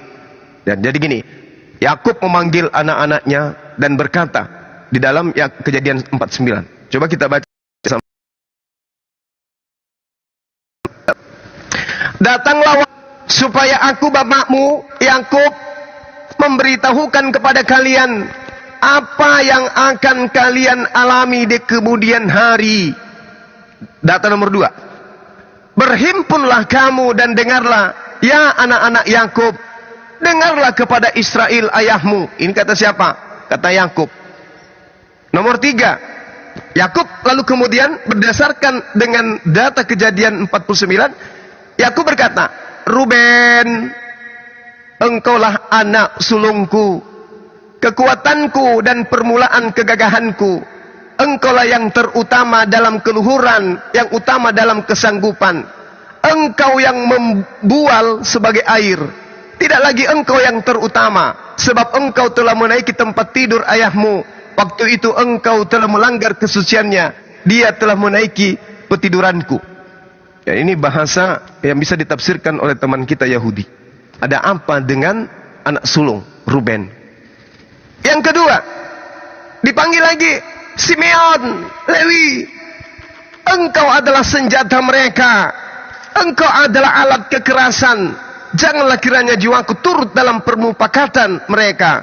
Janganlah kiranya rohku bersatu dengan perkumpulan mereka. Sebab dalam kemarahannya mereka telah membunuh orang yang dalam keangkaraannya mereka telah memotong urat keting lembu. Terkutuklah kemarahan mereka. Ini Yakub meramalkan tentang Simeon dan Lewi. Lalu dipanggil lagi anak yang berikutnya. Yehuda, Kadia, kesini. Come here. Engkau akan dipuji oleh saudara-saudaramu, wahai Yehuda. Tanganmu akan menekan tengkuk musuhmu. Dipanggil lagi yang lain. Dipanggil lagi yang lain. Isakar, engkau seperti keledai yang kuat tulangnya. Lalu dipanggil lagi yang lain. Semua dipanggil. Dan engkau akan mengadili bangsa sebagai salah satu suku Israel. Lalu dipanggil lagi yang lain. Gad, engkau akan diserang oleh segerombolan, tetapi ia akan menyerang tumit mereka. Panggil lagi Asher, dipanggil lagi Yusuf. Semua diceritakan oleh Yakub terhadap anak-anaknya. Tiba masa di Benyamin. Apa kata Yakub? Benyamin, sini. Dengarkan baik-baik. Engkau keturunanmu seperti serigala yang menerkam. Pada waktu pagi ia akan memakan mangsanya, dan pada waktu petang ia akan membagi-bagikan rampasannya. Ini yang menarik. Benyamin, engkau akan berperilaku seperti serigala. Serigala apa? Serigala Cina? Bukan. Engkau akan berlaku serigala yang menerkam, artinya serigala kejam dan buas. Siapa serigala ini? Kalau kita telusuri kemudian di dalam pengakuan Paulus di Filipi 3, aku adalah Bani Israel dari keturunan Benyamin. Subhanallah. Apa kata Yesus? Waspadalah kepada serigala yang berbulu domba.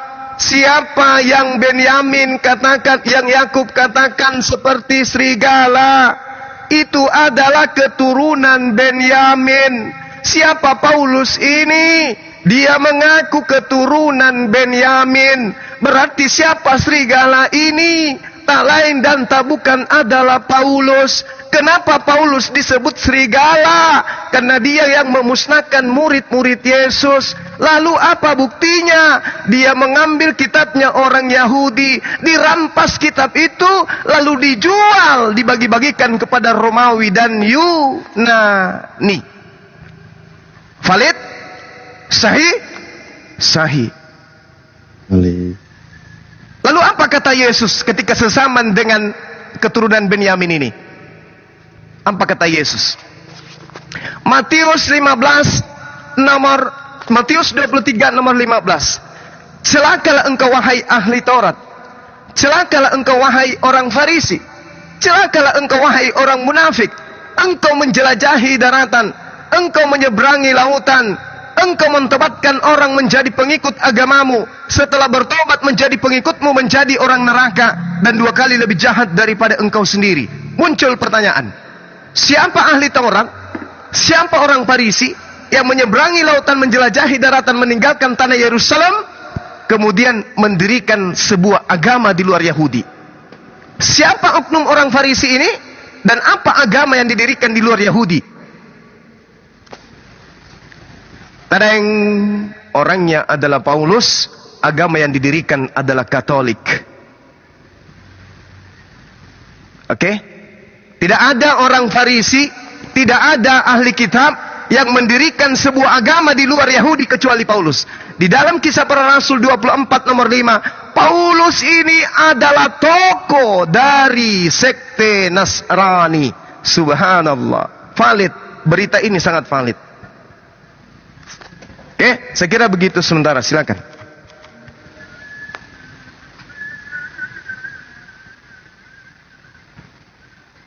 Masya Allah, Gurunda. Siapa lagi? CM? Mas Moni. Iya, makasih Bang. Tegas, jelas, dan lugas semuanya. Atau butuh pembuktian seperti apa serigala ini bekerja? Kita buktikan. Lanjut, Gurunda. Oke. Apa yang diterangkan oleh Allah, oleh Tuhan kepada Nabi Musa alaihissalam, baik di dalam Al-Quran maupun di dalam kitabnya teman kita Kristen. Di dalam Ulangan 6 dan juga Ulangan 4. Apa kata Tuhan di situ? Jangan kau menambahi, jangan kau mengurangi, agar engkau tidak dianggap sebagai pendusta. Apa jangan dikurangi, apa yang jangan ditambahi di sini? Perjanjian barunya Tuhan kepada Bani Israel, yaitu hukum Taurat. Jangan ditambah, jangan dikurangi. Itu tertera di dalam Ulangan 4. Jelas sekali. Ini perintah Tuhan kepada Bani Israel. Jangan ditambahi, jangan dikurangi. Jelas itu. Janganlah kamu menambahi apa yang kuperintahkan kepadamu, dan janganlah kamu menguranginya. Dengan demikian kamu berpegang pada perintah Tuhan Elohimmu yang kusampaikan kepadamu. Ini jelas perintah Tuhan. Lalu kemudian di Ulangan 6, yang tadi yang tidak ditambah dan tidak dikurangi, apa kata Tuhan? Inilah perintah, yakni ketetapan-ketetapan peraturan yang aku ajarkan kepadamu atas perintah Tuhan Elohimmu, untuk dilakukan di negeri kemana kamu pergi untuk mendudukinya, supaya seumur hidupmu, engkau, anak-anakmu, cucu-cucumu takut akan Tuhan Elohim dan berpegang pada segala ketetapan-ketetapan, perintah-perintah yang kusampaikan kepadamu, dan supaya lanjut usiamu. Maka dengarlah hai Israel, lakukanlah itu dengan setia. Lakukanlah itu dengan setia, supaya baik keadaanmu, supaya kamu menjadi sangat banyak seperti yang dijanjikan Tuhan Elohim nenek moyangmu. Dengarlah hai orang Israel, Tuhan kita itu esa. Kasihilah Tuhanmu dengan segenap hatimu, jiwamu, kekuatanmu. Apa yang kuperintahkan kepadamu hari ini harus engkau perhatikan, harus engkau lakukan, engkau ajarkan berulang-ulang dan berulang kepada anak-anakmu. Bicarakan hukum-hukumku Taurat itu apabila kalian sedang duduk di rumahmu, apabila kalian sedang dalam perjalanan, apabila engkau berbaring, apabila engkau bangun. Harus engkau mengikatkan sebagai tanda pada tanganmu, harus menjadi lambang di dahimu. Jangan kau tambahi, jangan kau kurangi. Lakukan selama-lamanya. Ini perintah Tuhan. Tapi apa kata Paulus? Di Galatia 3 nomor 23 sampai 25. Sebelum Yesus datang, kita hidup di bawah tuntunan hukum Taurat. Tapi setelah Yesus datang, kita tidak lagi hidup di bawah hukum Taurat. Sebab dengan Taurat kita mengenal dosa. Sebab tidak ada yang dibenarkan oleh karena hukum Taurat. Sebab tidak ada orang yang benar di mata Tuhan karena melaksanakan Taurat. Sebab Taurat itu adalah sampah. Sebab Taurat itu adalah sengat maut yang mematikan. Roma 3 nomor 20, 28. Roma 3 nomor 11. Galatia 2 nomor 16. Filipi 3 nomor 8. 1 Korintus 15 dan juga 56. Taurat adalah sengat maut. Filipi 3 nomor 8. Taurat itu adalah sampah. Galatia 2 nomor 16. Tidak ada manusia yang dibenarkan karena hidup di bawah Taurat. Roma 3 nomor 11. Tidak ada orang yang dibenarkan di mata Tuhan karena melakukan hukum Taurat. Ini adalah bapaknya orang Kristen yang berbicara bertentangan dengan perintah yang dibacakan tadi. Ulangan 6, ulangan 4. Jangan kau menambahi, jangan engkau mengurangi. Muncul bapak baru. Akulah yang menjadi bapakmu di dalam Yesus Kristus. 1 Korintus 4:15. Meskipun banyak pendidik, bahkan beribu-ribu pendidik di dalam Yesus Kristus, kamu tidak akan mempunyai bapa, karena akulah Paulus dalam Yesus telah menjadi bapakmu dan oleh Injil yang kuberitakan kepadamu. Na'udzubillah summa na'udzubillahi min zalik. Jadi apa yang dilakoni teman Kristen hari ini, semua runutannya tuntutan dari perintah-perintah Paulus.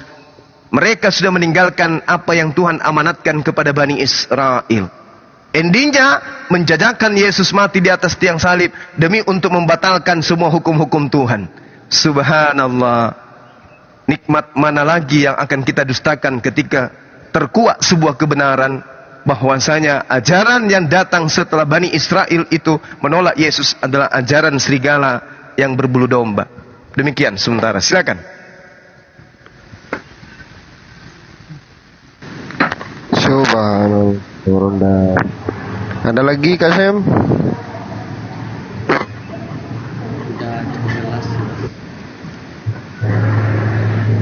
Kalau ada pertanyaan lagi dari tentang Islam juga boleh. Mumpung banyak guru-guru di sini. Saya mau bertanya nih Bang. Tanya apa? Ini saya cukup menjanggal juga nih, apakah YHWH di dalam Torah itu sama dengan Allah di dalam Al-Quran, atau Tuhannya sama Pak? Iya. Apakah Tuhan? Tuhannya Bang, Tuhannya Dek. Jadi gini. Tuhan. Ya. Apakah Tuhannya sama gitu ya? Apakah YHWH dan Allah itu sama Pak di dalam Al-Quran, dalam Islam? Iya, baik. Jadi di dalam kitabnya Bani Israel 2 Samuel 7:22, Yeremia 10 nomor 6, terukur oleh kita yang berakal, pencipta langit dan bumi itu tidak serupa dengan makhluk. Maha besar, maha suci, maha kekal. Laisa kamislihi syai' subhanahu wa ta'ala. Allahu akbar. Hakikat pencipta langit dan bumi menurut kitabnya Yahudi sama seperti yang ada di dalam Al-Quran. Diterangkan, innal ladina yakhshawna rabbahum bil ghaib. Sesungguhnya orang-orang yang takut kepada Tuhan pencipta langit dan bumi yang tidak terlihat oleh mereka. 1 Timotius 1 nomor 17, Tuhan yang maha tinggi, Allah yang kekal itu tidak nampak. Oke? Sesungguhnya orang-orang yang takut kepada Tuhannya yang tidak nampak itu oleh mereka memperoleh ampunan dan pahala yang besar. Berarti Tuhan yang kita sembah adalah Tuhan yang tak nampak. Innama tunsiru man ittaba'a dzikra wa khasyar rahmana bil ghaib. Sesungguhnya engkau hanya memberi peringatan kepada orang-orang yang mau mengikuti peringatan dan takut kepada pencipta langit dan bumi yang maha pengasih, walaupun mereka tidak melihat Allah itu, tidak melihat Tuhan itu. 1 Timotius 6 nomor 16, pencipta langit dan bumi itu tidak terlihat, tidak tersentuh, dan tidak ada satupun manusia yang bisa menghampirinya. Ini kitab saudara dan Al-Quran menyatakan itu. Lalu bagaimana dengan kitabnya orang Yahudi? Ternyata Tuhannya Yahudi itu maha suci, maha tinggi. Disebutkan di dalam Al-Quran sebagai Subhanahu wa ta'ala. Nah, endingnya Al-Quran mengabarkan seperti ini. Bismillahirrahmanirrahim. Wasabiha Ibrahim banihi wa Yaqub ya baniya innallaha. Dan Abraham mewasiatkan ucapan itu kepada keturunannya, anak-anaknya. Demikian juga kepada Yakub. Wahai anak-anakku, sesungguhnya Allah, innallaha astafa lakumuddin fala tamutunna illa wa antum muslimun. Sesungguhnya Allah telah memilih jalan ini untukmu, maka janganlah kamu mati kecuali dalam keadaan menjadi muslim. Jangan jadi kafir, jangan jadi Kristen, tapi jadi muslim. Mahaza, apa itu muslim? Muslim itu adalah berserah diri kepada perintah-perintah Tuhan. Paulus apakah mengajarkan taat kepada perintah Tuhan? Tidak. Perintah Tuhan sudah batal, lalu dia kemudian membuat perintah-perintah baru. Taurat mengatakan jangan berzina, batal. Paulus bikin baru, jangan berzina. Taurat mengatakan jangan ada ilah lain di hadapanku, batal. Paulus lalu membuat aturan baru. Yesus mati disebabkan karena akan dibangkitkan menjadi Tuhan. Taurat mengatakan jangan mengingini hak orang lain, jangan mencuri, jangan, batal semuanya dengan Yesus mati di atas tiang salib. Lalu kemudian Paulus bikin aturan baru, jangan berzina, jangan mencuri, jangan memburik, jangan merampok, jangan. Itu adalah aturan baru yang dibikin oleh Paulus sendiri. Jadi kalau hari ini Kristen tidak membunuh, bukan karena perintah Tuhan. Perintah Tuhannya sudah gagal. Dengan mati Yesus di atas tiang salib, perintah jangan membunuh itu batal. Paulus kemudian bikin aturan baru, jangan membunuh. Jadi kalau hari ini Kristen tidak membunuh, bukan karena taat kepada perintah Tuhan, tapi taat kepada perintah Paulus. Paulus mengatakan, jangan membunuh. Maka orang Kristen taat. Oh, kita tidak boleh membunuh. Kata siapa? Kata Taurat, padahal bukan. Itu kata Paulus. Memang sama-sama muatannya jangan membunuh, tapi jangan membunuh yang awal sudah dibatalkan dengan menjajakan Yesus. Jangan membunuh yang kedua adalah aturan mainnya sendiri. Sama-sama jangan membunuh, tapi yang satu perintah Tuhan, yang satu perintah hantu. Saya kira begitu, jelas itu, ya. Jadi Tuhan yang kami sembah adalah Tuhan yang sama. Apa buktinya? Yesus mengatakan, hidup kekal itu mereka mengenal engkau satu-satunya. Ehad. Satu-satunya, enggak ada yang lain. Dan mengenal aku Yesus Kristus yang engkau utus. Ya Bani Israel, inni Rasulullahi ilaikum. Nabi Isa berkata, wahai Bani Israel, sesungguhnya aku ini adalah utusan Allah kepadamu. Sama. Dia katakan kepada Bani Israel, hidup kekal itu adalah mereka mengenal Yesus Kristus yang engkau utus. Berarti Yesus endingnya dikenal sebagai sebagai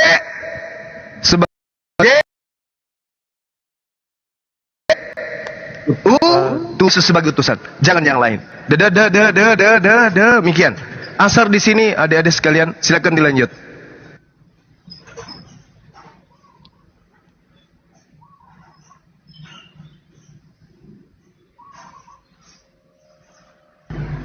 Guys, tap-tap layar ya guys, sampai layar HP-nya bocor. Udah berapa lama di sini? Baru 88.000. Tap-tap layar dong, semangat dong. Yuk, cus, bisa yuk, tap-tap layar yuk, jangan males yuk. Kusepak kalian. Gitu ya. Kusepak kalian, le.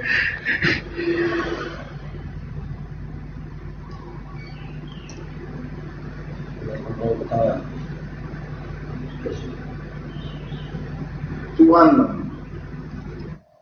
Facebook.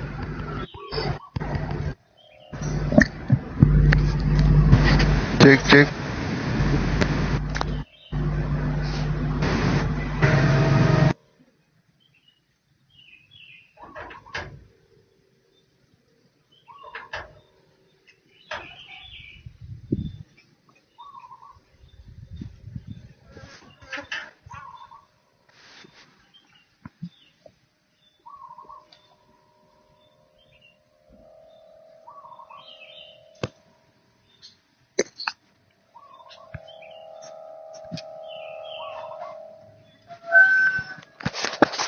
Guru Halo, semua. gimana Sam? Lagi ada tamu, nggak bisa open mic. Lanjut saudara-saudaraku, aku belum bisa. Madu Kuba. Mana nih Madu Kuba nih? Selamatkan siang. Ini sore tuh ini dong, disapa dong. Selamat siang, Alifrian Sitopu. Alifrian Sitopu.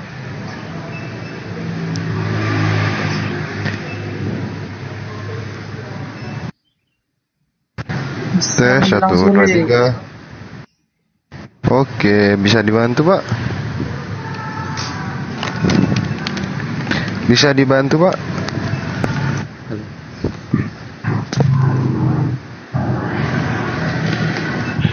Ya, bagaimana Sam?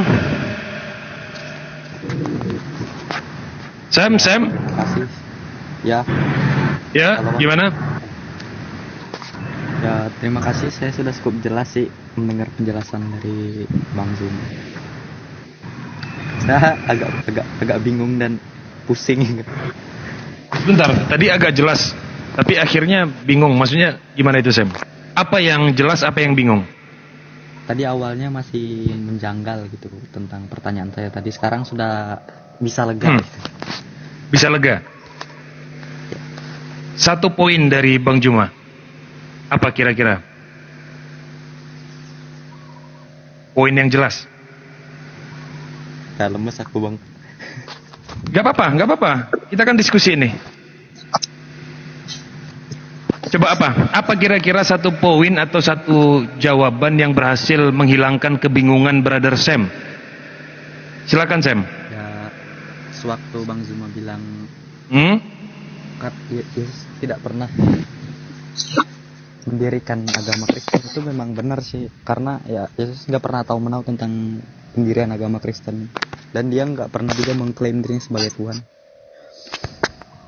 Setelah saya baca-baca Alkitab itu, yang ada orang lain yang mengklaim dirinya Yesus Tuhan, tapi Yesus dari pribadi Yesus sendiri nggak pernah dia ngaku Tuhan.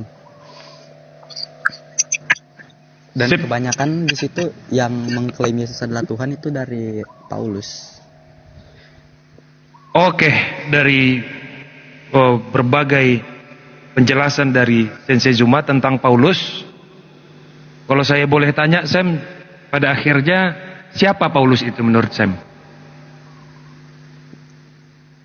Paulus itu yang menulis. Apakah dia masih seorang rasul? Lagi buat Oten. Assalamualaikum warahmatullahi wabarakatuh. Waalaikumsalam warahmatullahi wabarakatuh. Bang Neflos. Ya. Siap. Siap. Bukan sih Bang, karena kan dia sebelumnya pernah menganiaya murid-murid Yesus. Jelas. Bahkan Paulus sendiri yang melarang sebenarnya pengikut Paulus itu untuk memanggilnya rasul. Itu perkataan Paulus sendiri. Jangan panggil dia rasul. Itu perkataan Paulus. Saya juga janggal nih. Masa hukum yang dibawa oleh Yesus bisa dibatalkan gitu. Terus saya nggak setuju aja gitu kan. Gimana bisa taunya dia bisa membatalkan hukum itu kan? Artinya sebenarnya Sam, hari ini Kristen tidak boleh menyebut Rasul Paulus. Tidak boleh. Harus menyebutnya Paulus saja. Kenapa? Karena Paulus sendiri yang berkata demikian. Di dalam 1 Korintus 15 ayat 9. Di situ jelas sekali Paulus berkata ya, jangan memanggil dia rasul. Bunyinya begini. Karena aku adalah yang paling hina dari semua rasul, bahkan tidak layak disebut rasul. Tidak layak disebut rasul, sebab aku telah menganiaya jemaat Allah.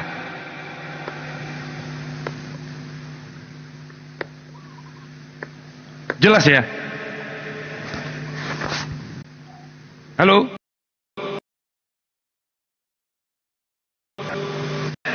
Halo Bang. Jelas ya? Jelas. Dan mau yang lebih jelas lagi, bahwa seluruh penjelasan tadi ini dibenarkan oleh orang-orang Yahudi sendiri. Dan itu langsung dialami oleh Paulus. Perhatikan ya, di dalam Kisah Para Rasul 21 nomor 18, di situ bunyinya begini. Pada keesokan harinya, pergilah Paulus bersama-sama dengan kami mengunjungi Yakobus. Semua penatua telah hadir di situ. Paulus memberi salam kepada mereka, lalu menceritakan dengan terperinci apa yang dilakukan Allah di antara bangsa-bangsa lain oleh pelayanannya. mendengar itu, mereka memuliakan Allah. Lalu mereka berkata kepada Paulus, "Saudara, lihatlah, beribu-ribu orang Yahudi telah menjadi percaya dan mereka semua rajin memelihara hukum Taurat." Catat tuh, hukum Taurat, padahal sudah dibatalkan oleh si Paulus. Lalu dilanjutkan lagi, "Tetapi mereka mendengar tentang engkau, Paulus, bahwa engkau mengajar semua orang Yahudi yang tinggal di antara bangsa-bangsa lain untuk melepaskan hukum Musa, hukum Taurat. Sebab engkau mengatakan supaya mereka jangan menyunatkan anak-anaknya dan jangan hidup menurut adat istiadat kita. Jadi bagaimana sekarang?" Jelas ya, tentu mereka akan mendengar bahwa engkau telah datang kemari. Sebab itu, lakukanlah apa yang kami katakan ini. Di antara kami ada 4 orang bernazar. Bawalah mereka bersama-sama dengan engkau, lakukanlah pentahiran dirimu bersama-sama dengan mereka, dan tanggunglah biaya mereka, sehingga mereka dapat mencukurkan rambutnya. Maka semua orang akan tahu bahwa segala kabar yang mereka dengar tentang engkau sama sekali tidak benar, melainkan bahwa engkau tetap memelihara hukum Taurat. Dan ini dibenarkan oleh Paulus. Sebenarnya dalam ayat ini jelas Paulus sudah terciduk. Awalnya dikatakan, "Paulus, kami mendengar bahwa engkau membatalkan hukum Taurat, dan sekarang engkau harus mengikuti atau memelihara hukum Taurat." Di dalam Kisah Para Rasul 21:18. Wajar, sangat wajar.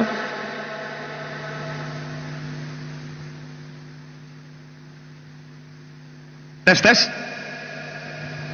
Aman, bos. Volume ya? Volume. Aman. Jelas ya? Apa sebenarnya Jelas. yang menyebabkan Paulus itu membatalkan hukum Taurat? Bukan hanya kematian Yesus, bukan hanya karena sudah digenapi, bukan itu yang menyebabkan Paulus membatalkan hukum Taurat. Kalau yang menjadi pertanyaan adalah, apa alasan Paulus membatalkan hukum Taurat? Itu ada jawabannya dari Paulus langsung. Di 2 Korintus 11:17. Begini bunyinya. Ini unik ya. Ini Paulus sendiri yang berkata. Kenapa dia membatalkan hukum Taurat? Karena apa yang aku katakan, aku mengatakannya bukan sebagai seseorang yang berkata menurut firman Tuhan. Saya ulangi ya.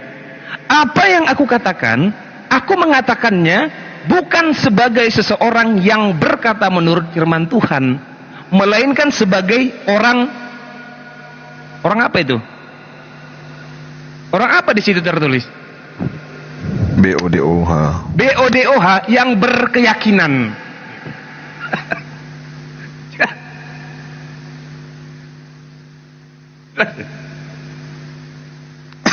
Jelas ya? Nah sekarang begini, saya mau nanya sama Sam. Izin ya, ini nanti silahkan dilanjutkan sama guru-guru, karena guru-guru kita lagi ada urusan. Jadi giliran saya mau nanya sama Brother Sam. Tolong jawab dengan jujur. Ya, ada yang menarik perkataan Yesus di sini. Begini perkataan Yesus di dalam Matius 7:21. Tolong jawab dengan jujur, dan semua orang Kristen yang mendengar hari ini tolong jawab dengan jujur.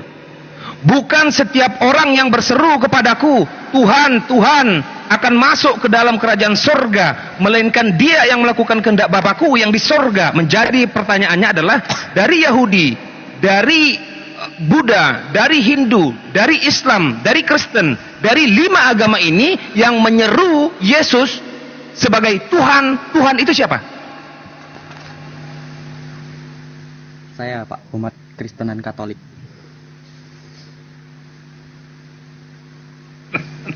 Halo? Ya, jelaskan. Jelaskan. Ini jelas menjadi isyarat bahwa ketika Paulus mengatakan untuk memperoleh hidup yang kekal itu cukup hanya dengan percaya kepada Yesus sebagai jalan kebenaran dan hidup, tanpa harus melakukan apa-apa saja yang ada di dalam Taurat, itu akan selamat, akan masuk dalam kerajaan surga. Tidak jelas di sini Yesus berkata, bukan setiap orang Kristen, ini sebenarnya bunyinya nih. Bukan setiap orang Kristen yang berseru kepadaku, Tuhan, Tuhan, akan masuk ke dalam kerajaan surga, melainkan dia yang melakukan kehendak Bapakku yang di surga. Pertanyaannya, kehendak Bapa yang di surga itu ada di mana? Ada di perjanjian lama atau ada di perjanjian baru? Perjanjian baru. Lalu kenapa hari ini Kristen tidak melaksanakan apa yang ada di perjanjian lama? Karena kan hukum Taurat sudah digenapi oleh Yesus, Pak. Artinya dalam hal ini Yesus berbohong.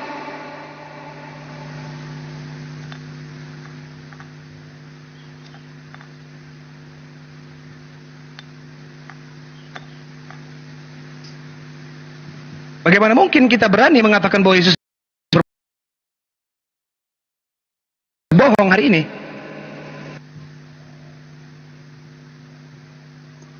Coba. Tapi yang mengklaim hukum Sensor. Yang berbohong itu Yesus apa Paulus? Sensor. Kalau menurut Kristen, Yesus yang berbohong berarti. Kalau menurut Kristen, Yesus yang berbohong. Tapi itu yang mengklaim itu dari Paulus, Pak. Jelas, Paulus yang berkata demikian. Yesus berkata hanya satu Bapa, tetapi Paulus berbeda. Tidak ada Bapa-Bapa yang lain, tidak ada, hanya aku Bapa kalian. Jelas 1 Korintus 4:15. Jelas itu ya. Sebab sekalipun kamu mempunyai beribu-ribu pendidik dalam Kristen, kamu tidak punya Bapa. Tidak punya Bapa, karena akulah yang dalam Kristus Yesus telah menjadi Bapakmu. Jelas. Nah, simpel pertanyaan saya di luar dari Alkitab. Kira-kira, Sams, yang lebih kenal Bapa itu Yesus atau Paulus? Coba jawab dengan jujur. Yesus, Pak. Yesus ya? Karena Yesus sang putranya langsung. Sang firman. Sang firman langsung ya? Ya. Lalu kenapa hari ini lebih percaya Paulus daripada percaya Yesus? Ya, saya sih ngikut apa yang dibawakan ke saya aja orang tua. Oh, itu jawabannya. Menjalani aja. Polos sekali ya. Jujur sekali Sam ya. Ya. Saya juga pernah nih bertanya ke orang tua saya gitu, tentang Trinitas, tentang Tritunggal. Katanya ada satu Tuhan aja, tapi kok ada tiga gitu, Pak. Allah Bapa, Allah Putra, Allah Roh Kudus. Tes. Ada ya? Aman, Sensei. Sedangkan saya berpikir di dalam Tritunggal itu ada 3 oknum dalam satu pribadi, tapi itu bukan satu pribadi, tapi 3 oknumnya itu 3 oknum Allah kan. Berarti itu Allah lain dong. Katanya cuma ada satu Allah gitu. Saya bingungnya di situ, Pak. Banyak. Yesus itu ada 2. Anak Allah itu, anak Bapa itu ada 2. Bukan hanya Yesus, tapi Paulus. Menurut Paulus, anak Bapa itu ada 2. Di mana itu tertulis? Di dalam Filipi 3 ayat 8 sampai 11. Bunyinya begini ya. Yang kukehendaki, ini perkataan Paulus, yang kukehendaki ialah mengenal Dia dan kuasa kebangkitannya dan persekutuan dalam penderitaannya, di mana aku menjadi serupa dengan Dia dalam kematiannya. Serupa dengan Dia dalam kematiannya. Fix. Kenapa tidak dikatakan kalian? Kenapa harus dikatakannya aku di situ? Seharusnya kalau memang untuk pengikut Yesus bisa menjadi serupa, dia harusnya berkata kalian supaya kalian menjadi serupa. Tapi di sini tidak, dia berkatanya untuk dirinya sendiri. Di mana aku menjadi serupa dengan Dia dalam kematiannya, supaya aku akhirnya beroleh kebangkitan dari antara orang-orang mati. Berarti ada 2 anak Bapa sudah. Azan.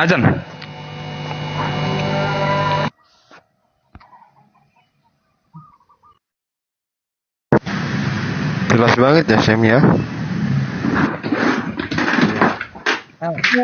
Dulu udah ngikutin aja Bang. Saya juga masih aktif juga di gereja.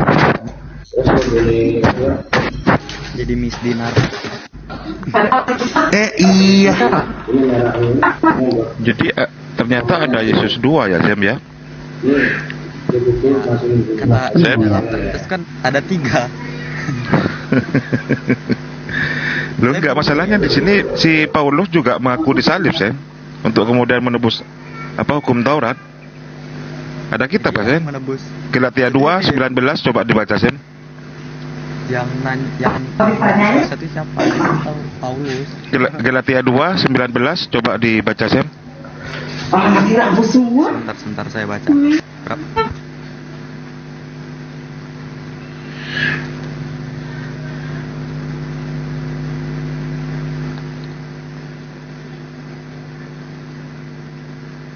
Itu kayaknya yang tertulis itu si Paulus ini juga mengaku disalib Sam, untuk menebus hukum Taurat. Coba dibaca Sam. 2 orang dulu yang disalib. Jadi yang benar menebus itu siapa sih? Loh iya, coba dibaca dulu Galatia 2:19. Makanya Bang Nefros tadi kan bilang ada 2 Yesus kan.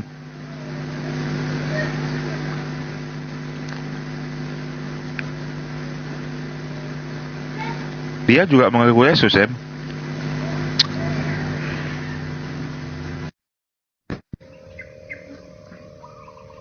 Iya tuh, di ayat 20-nya.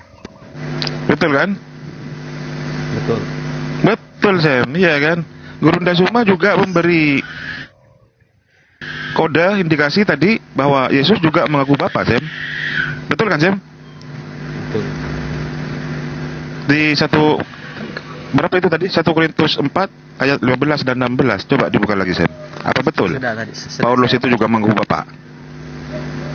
1 Korintus 4 ayat 15 sampai 16.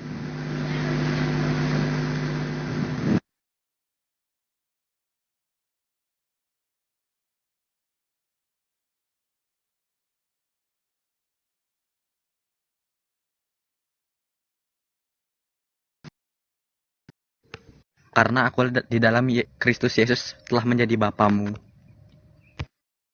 Iya kan?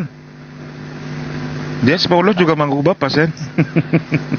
Gimana tuh, Sen? Jadi Paulus adalah Allah juga, Bang. Iya kan? Jadi ada 3 poin yang bisa Sen petik untuk pencerahan siang ini. Bahwa Yesus ada 2. Iya kan? Pertama. Saya bingung juga ini. Jadi hukum Taurat itu bisa batal bukan disebabkan karena kematian anak sulung Allah ya, atau kematian Yesus, bukan, disebabkan karena pertaubatan Paulus. Batallah hukum Taurat itu. Bukan karena kematian Yesus batal hukum Taurat itu, tetapi karena pertaubatan Paulus. Itu yang menyebabkan hukum Taurat yang begitu besar batal. Paulus mengaku anak, ya. Paulus mengaku Bapa, ya. Bahkan Paulus melarang seluruh pengikut-pengikut Kristus untuk tidak percaya kepada Yohanes, untuk tidak percaya kepada Lukas, untuk tidak percaya kepada Matius, untuk tidak percaya kepada Markus, untuk tidak percaya kepada seluruh murid-murid Yesus. Paulus berkata begitu. Jelas itu perintah Yesus, perintah Paulus. Apa kata Paulus?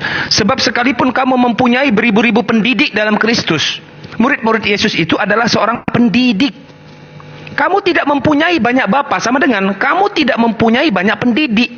Karena akulah yang dalam Kristus Yesus telah menjadi bapakmu atau pendidikmu oleh Injil yang kuberitakan kepadamu. Artinya kalian jangan lagi dengar Yohanes, jangan lagi percaya dengan Matius, jangan lagi percaya dengan Lukas ataupun Markus, atau 4 Injil kanonik itu. Percaya dengan surat-suratku. Percaya saja. Begitu. Begitu.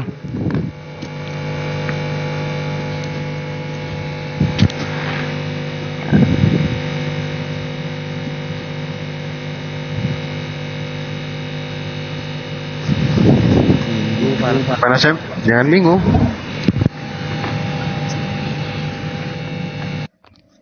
Minggu malas ke gereja lah. Kok minggu malas ke gereja? Betul lah, Sam. Jalani tetap kewajibanmu itu, Sam. Bingung mau ke gereja karena yang close. Masihkah kau ingat waktu dewasa? Ayo yang mau naik yuk, yang nekat yang mau naik, ayo bisa yuk lanjut. Ayo udah ada Guru Ndasuma nih. Ayo bisa yuk. Tetep layar. Cus. Maka kalau memang hukum kasih karunia ini, hukum kasih karunia, perhatikan ya, bukan apa yang masuk ke dalam tubuhmu, tetapi apa yang keluar dari mulutmu itu yang akan menajiskanmu. Perhatikan ya. Artinya apa? Ini hukum kasih karunia ini dasarnya dari sini. Makanya boleh makan B2, makanya boleh makan kadal, makanya boleh makan iguana, boleh makan lalat, boleh makan semut, boleh makan kata, boleh makan apapun lah. Perhatikan ya. Perhatikan. Karena kunci keselamatan cukup percaya kepada Yesus.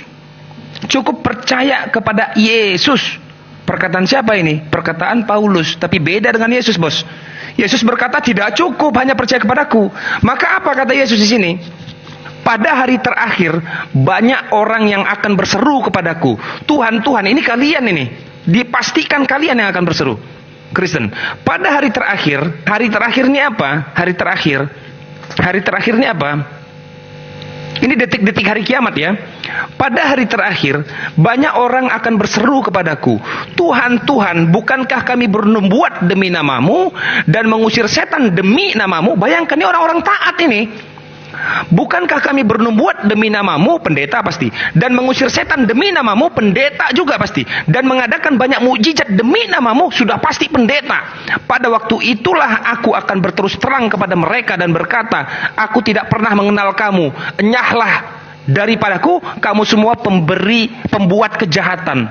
Di mana hukum kasih karunia? Bukankah cukup percaya dengan nama Yesus, bernubuat demi nama Yesus, menyebut Yesus Tuhan, menyeru Yesus Tuhan, mengadakan mujizat-mujizat atas nama Tuhan Yesus, tapi kok malah diusir, enyah, dan dituduh sebagai pembuat kejahatan? Ada apa ini dengan Yesus? Bukankah Yesus, kata Paulus, cukup hanya percaya kepada Yesus? Serulah Yesus Tuhan, Tuhan, Tuhan, Tuhan, kata Paulus. Itu akan menyelamatkanmu. Bukan harus ke gereja setiap hari, bukan harus bersunat, bukan harus menjalankan hukum Taurat. Tapi di sini Yesus sendiri berkata, di hari akhir, di hari akhir, ini detik-detik hari kiamat. Kenapa diusir oleh Yesus? Betapa jahatnya Yesus menuduh seluruh pendeta itu pembuat kejahatan. Ada apa? Pendeta itu bisa bermujizat atas nama Yesus, diusir oleh Yesus karena kalian tidak menjalankan hukum Taurat. Wajar kalian diusir, wajar kalian diusir, pembuat kejahatan. Ini sebenarnya poin utamanya. Di sini kuncinya sebenarnya. Baru kita paham, oh ini maksud Yesus mengatakan kenapa seluruh Kristen itu dianggap pembuat kejahatan. Padahal sudah berseru, engkau Tuhan Yesus, ya. Kami bernubuat demi nama Yesus, iya. Mengadakan mujizat atas nama Yesus, gitu.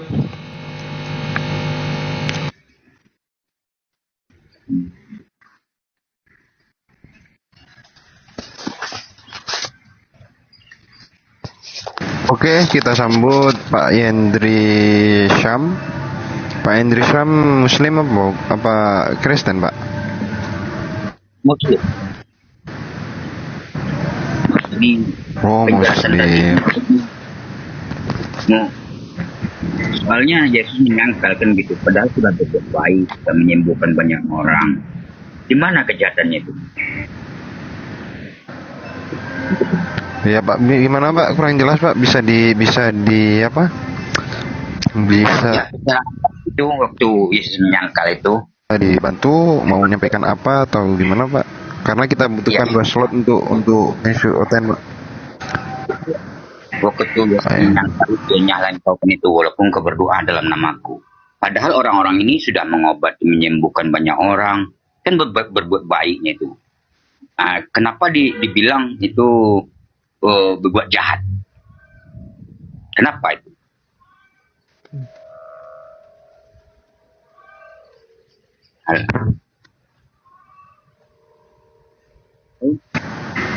Suaranya kurang jelas Pak, mungkin diperbaiki lagi Pak ya. Silakan Sam ditanggapi yang Bang Neflos tadi sampaikan kepada Sam. Berarti setiap hari nih kami ngepam nama Yesus terus di gereja, berarti juga bisa masuk nggak? Suaranya kurang kencang Sam ya? Enggak, apa saya? Enggak bisa, tapi bisa didengar, Oh. Ya makanya Sam, Yesus itu tidak mau dipanggil Tuhan. Nubuatan itu hanya nosen belaka itu Sam. Iya kan?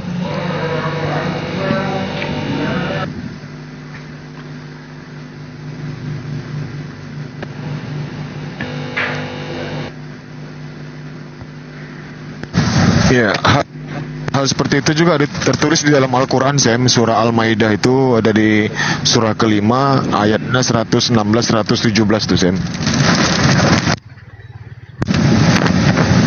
Sesuai dengan di Matius 7, 21, 22, 23. Itu ada di Al-Quran juga. Al-Maidah, ayatnya 116-117.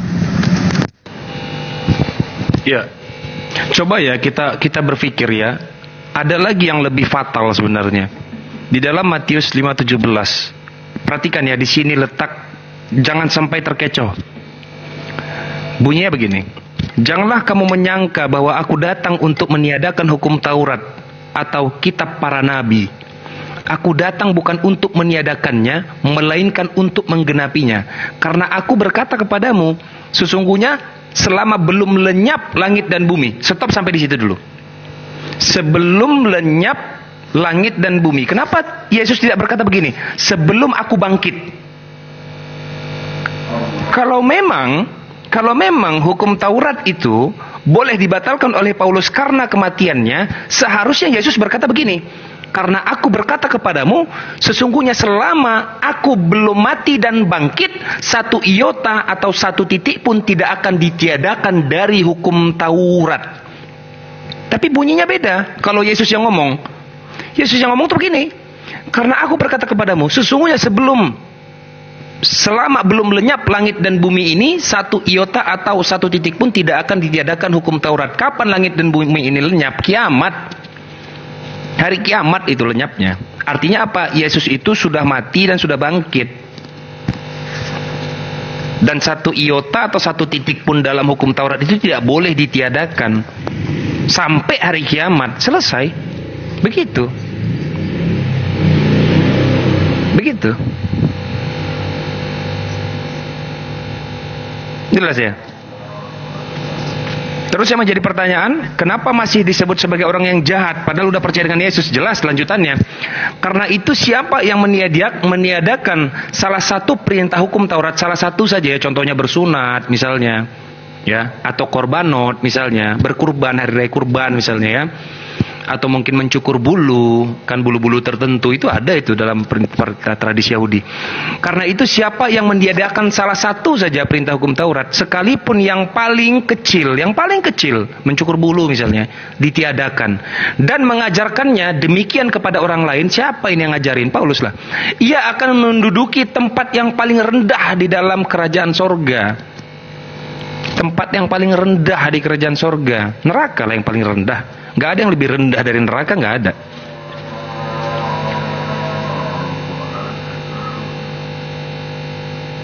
Gitu. Tetapi siapa yang melakukan dan mengajarkan segala perintah-perintah hukum Taurat secara keseluruhan ya, ia akan menduduki tempat yang tinggi di dalam kerajaan sorga. Yang tinggi. Nah, yang satu yang paling rendah, yang satu yang tinggi. Kenapa tidak dikatakan yang paling tinggi, tapi di situ dikatakan yang tinggi? Jawabannya ada dalam Islam, bahwa surga itu bertingkat, juga bertingkat. Yang paling tinggi itu namanya Firdaus. Kayak gitu.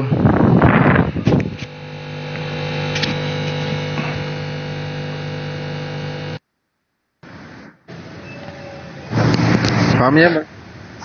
Oke, baik. Selamat sore. Udah sore nih. Indonesia TV. Selamat sore. Ya, shalom. Ya. Oke, tolong buka, minta tolong baca kitab Lukas 16 ayat 16. Lukas 16 ayat 16. Aku di luar nih, enggak bawa kitab ini. Ayat 16. Oke. Bang Erik bisa dibantu atau yang lain? Bang Erik, Bang Erik. Aku satu device. Satarif. Langsung Sam aja kan, itu ada Bible di dekat Sam.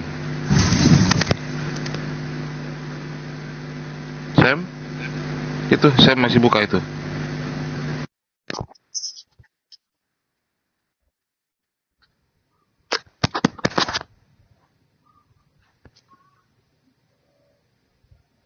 Oke, saya baca ya.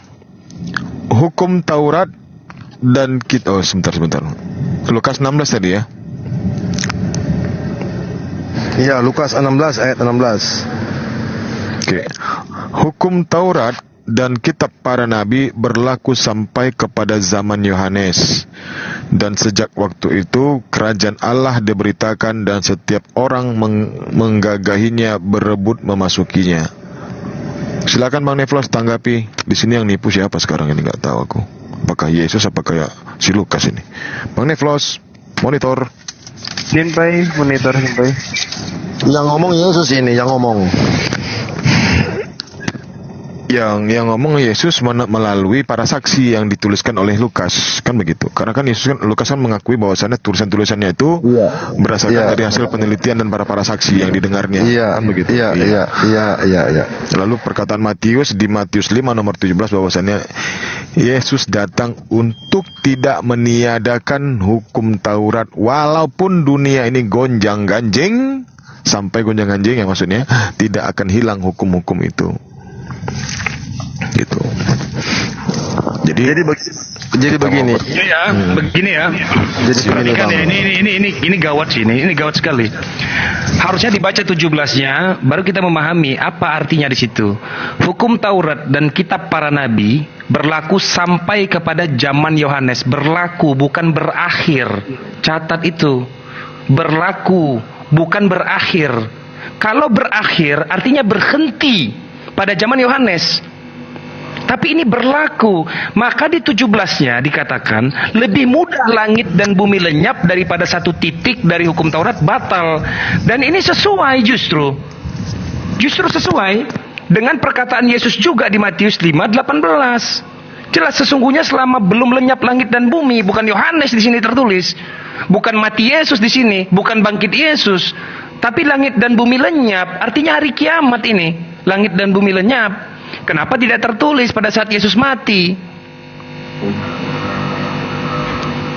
Jadi kenapa harus menafsirkan bahwa berkata berlaku di sini, berlaku sampai ya, di sini ada tertulis berlaku sampai kepada zaman Yohanes, ini sama dengan berakhir. Jangan dirubah-rubah. Kalau berlaku ya berlaku, kalau berakhir baru berakhir dia di Yohanes. Simpel sebenarnya, cara membaca itu harusnya coba ya dalam kaidah-kaidah ilmu itu cara menafsir. Itu coba lah pakai kaidah-kaidah ilmunya. Ya, tolong baca Yohanes 5 ayat 45. Yohanes 5 ayat 45. Ini sinkron semua nih, aku akan jelaskan nanti. Apa tadi? Yohanes 5 ayat 45. Mana dia?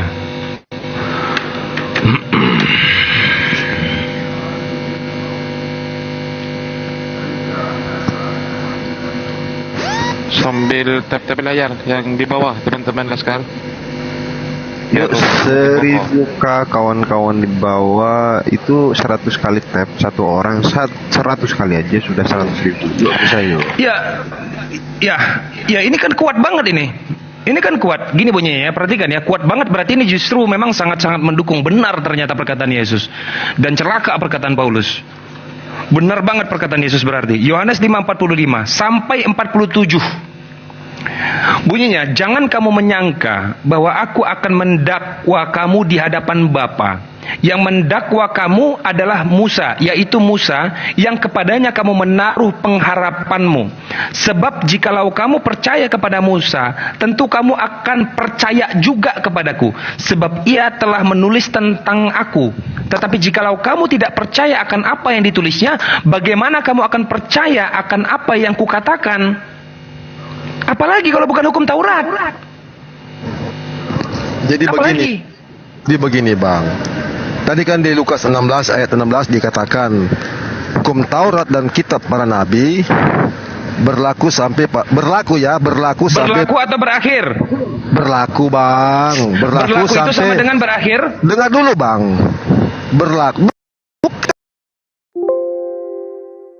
nggak sama, makanya tetap sampai zaman Yohanes dan banyak orang yang ingin memasukinya kalau nggak salah ayatnya.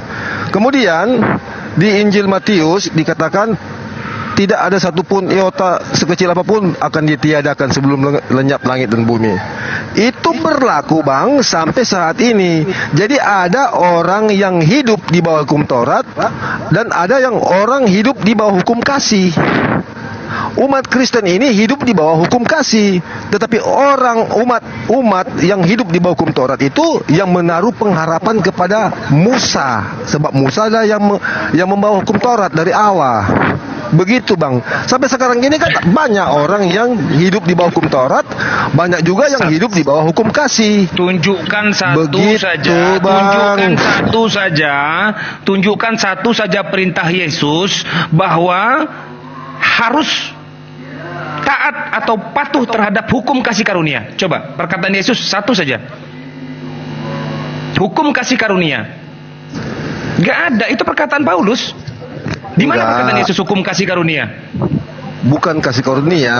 Begini, aku yang bilang kasih karunia. Tetapi masalah hukum kasih itu Yesus yang katakan, kasihlah Tuhan kepada Tuhan Allahmu dengan segenap hatimu dan seterusnya, dan kasihlah terhadap sesamamu manusia. Sebab kedua hukum itulah yang tergantung seluruh hukum Taurat dan kitab para nabi, Bang. Iya, itu sebab bagian dari hukum Taurat. Kedua hukum itulah yang tergantung. Aku udah lupa ini ayat-ayat ini. Benar itu, benar. Iya, begitu. Hukum kasih itu bagian dari hukum Taurat, bukan berarti membatalkannya. Masalahnya adalah di Matius 19, perhatikan ya. Kalian tidak melaksanakan, sebentar. Kalian hanya menjalankan hukum kasih karunia, tidak menjalankan keseluruhan hukum Taurat. Maka di dalam Matius 19, Yesus berkata, karena itu siapa yang meniadakan salah satu saja perintah hukum Taurat, salah satu ya, catat ya, salah satu saja, sekalipun yang paling kecil, dan mengajarkannya demikian kepada orang lain, ia akan menduduki tempat yang paling rendah di dalam kerajaan sorga. Salah satu ditiadakan.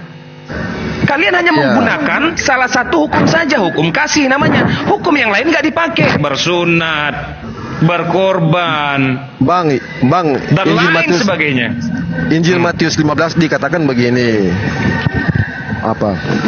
Jangan kamu sangka. Dia berbicara kepada siapa itu, Bang? Jangan kamu sangka kepada orang-orang Yahudi yang menaruh pengharapan kepada Musa, hukum Taurat itu. Padahal tidak ada satupun yang hidup benar di bawah hukum Taurat. Karena ada firman mengatakan jangan membunuh. Benar kamu tidak membunuh, tetapi kenapa kamu mencuri? Ada firman mengatakan jangan membunuh, jangan mencuri. Benar kamu tidak membunuh dan mencuri, tetapi kenapa kamu bersinah? Benar kamu tidak membunuh, tidak bersinah dan tidak mencuri, tetapi kenapa kamu berdusta? Tidak ada, Bang, yang hidup di bawah hukum Taurat yang mampu menjalankannya. Makanya Yesus datang sebagai penggenapan. Setuju ya, Yesus datang sebagai penggenapan, hidup di bawah kasih karunia. Kasih karunia Yesus Kristus kepada umatnya. Ya, simak. Perhatikan ya, perhatikan. Kalau siapa ini namanya? Stephen bilang, barusan ya, Bro Stephen bilang bahwa tidak ada satu manusia pun yang mulai dari zaman Musa sampai berakhirnya atau meninggalnya Musa itu yang bisa menjalankan hukum Taurat secara sempurna. Betul. Kenapa? Karena salah satu saja ditiadakan atau tidak menjalankan hukum Taurat, maka dia tidak melaksanakan Taurat secara sempurna. Ada orang yang tidak membunuh tetapi dia berzina. Ada orang yang tidak berzina tapi dia membunuh. Apakah dia pelaku Taurat? Tidak bisa seseorang dikatakan pelaku Taurat sebelum dia melaksanakan seluruh hukum Taurat. Siapa satu-satunya yang bisa menjalankan hukum Taurat? Sebentar dulu. Siapa satu-satunya manusia yang bisa menjalankan hukum Taurat secara sempurna? Yesus. Dalam rangka apa Yesus melaksanakan semua hukum Taurat? Dalam rangka mengajarkan kepada orang-orang atau pengikut-pengikut Yesus, begini cara melaksanakan hukum Taurat secara sempurna. Bukan malah ditiadain. Anehnya kalian adalah, kalian pakai calo. Udah dilakuin tuh sama Yesus semua. Berarti kita nggak perlu mengelakuinya lagi. Karena udah digenapi. Digenapi itu udah dilakukan semuanya oleh Yesus. Itu kan celaka sekali. Padahal Yesus jelas Tuhan mengambil rupa seorang hamba sehingga dia menangis, sehingga dia berdoa, sehingga dia ketakutan untuk memberikan pengajaran kepada pengikutnya. Begini caranya berdoa, begini caranya memohon, begini caranya meminta pengampunan. Tetapi berbeda yang kalian tangkap dari Yesus. Yang kalian tangkap adalah Yesus melakukan itu semua untuk supaya tidak ada lagi yang menjalankan hukum Taurat. Padahal salah.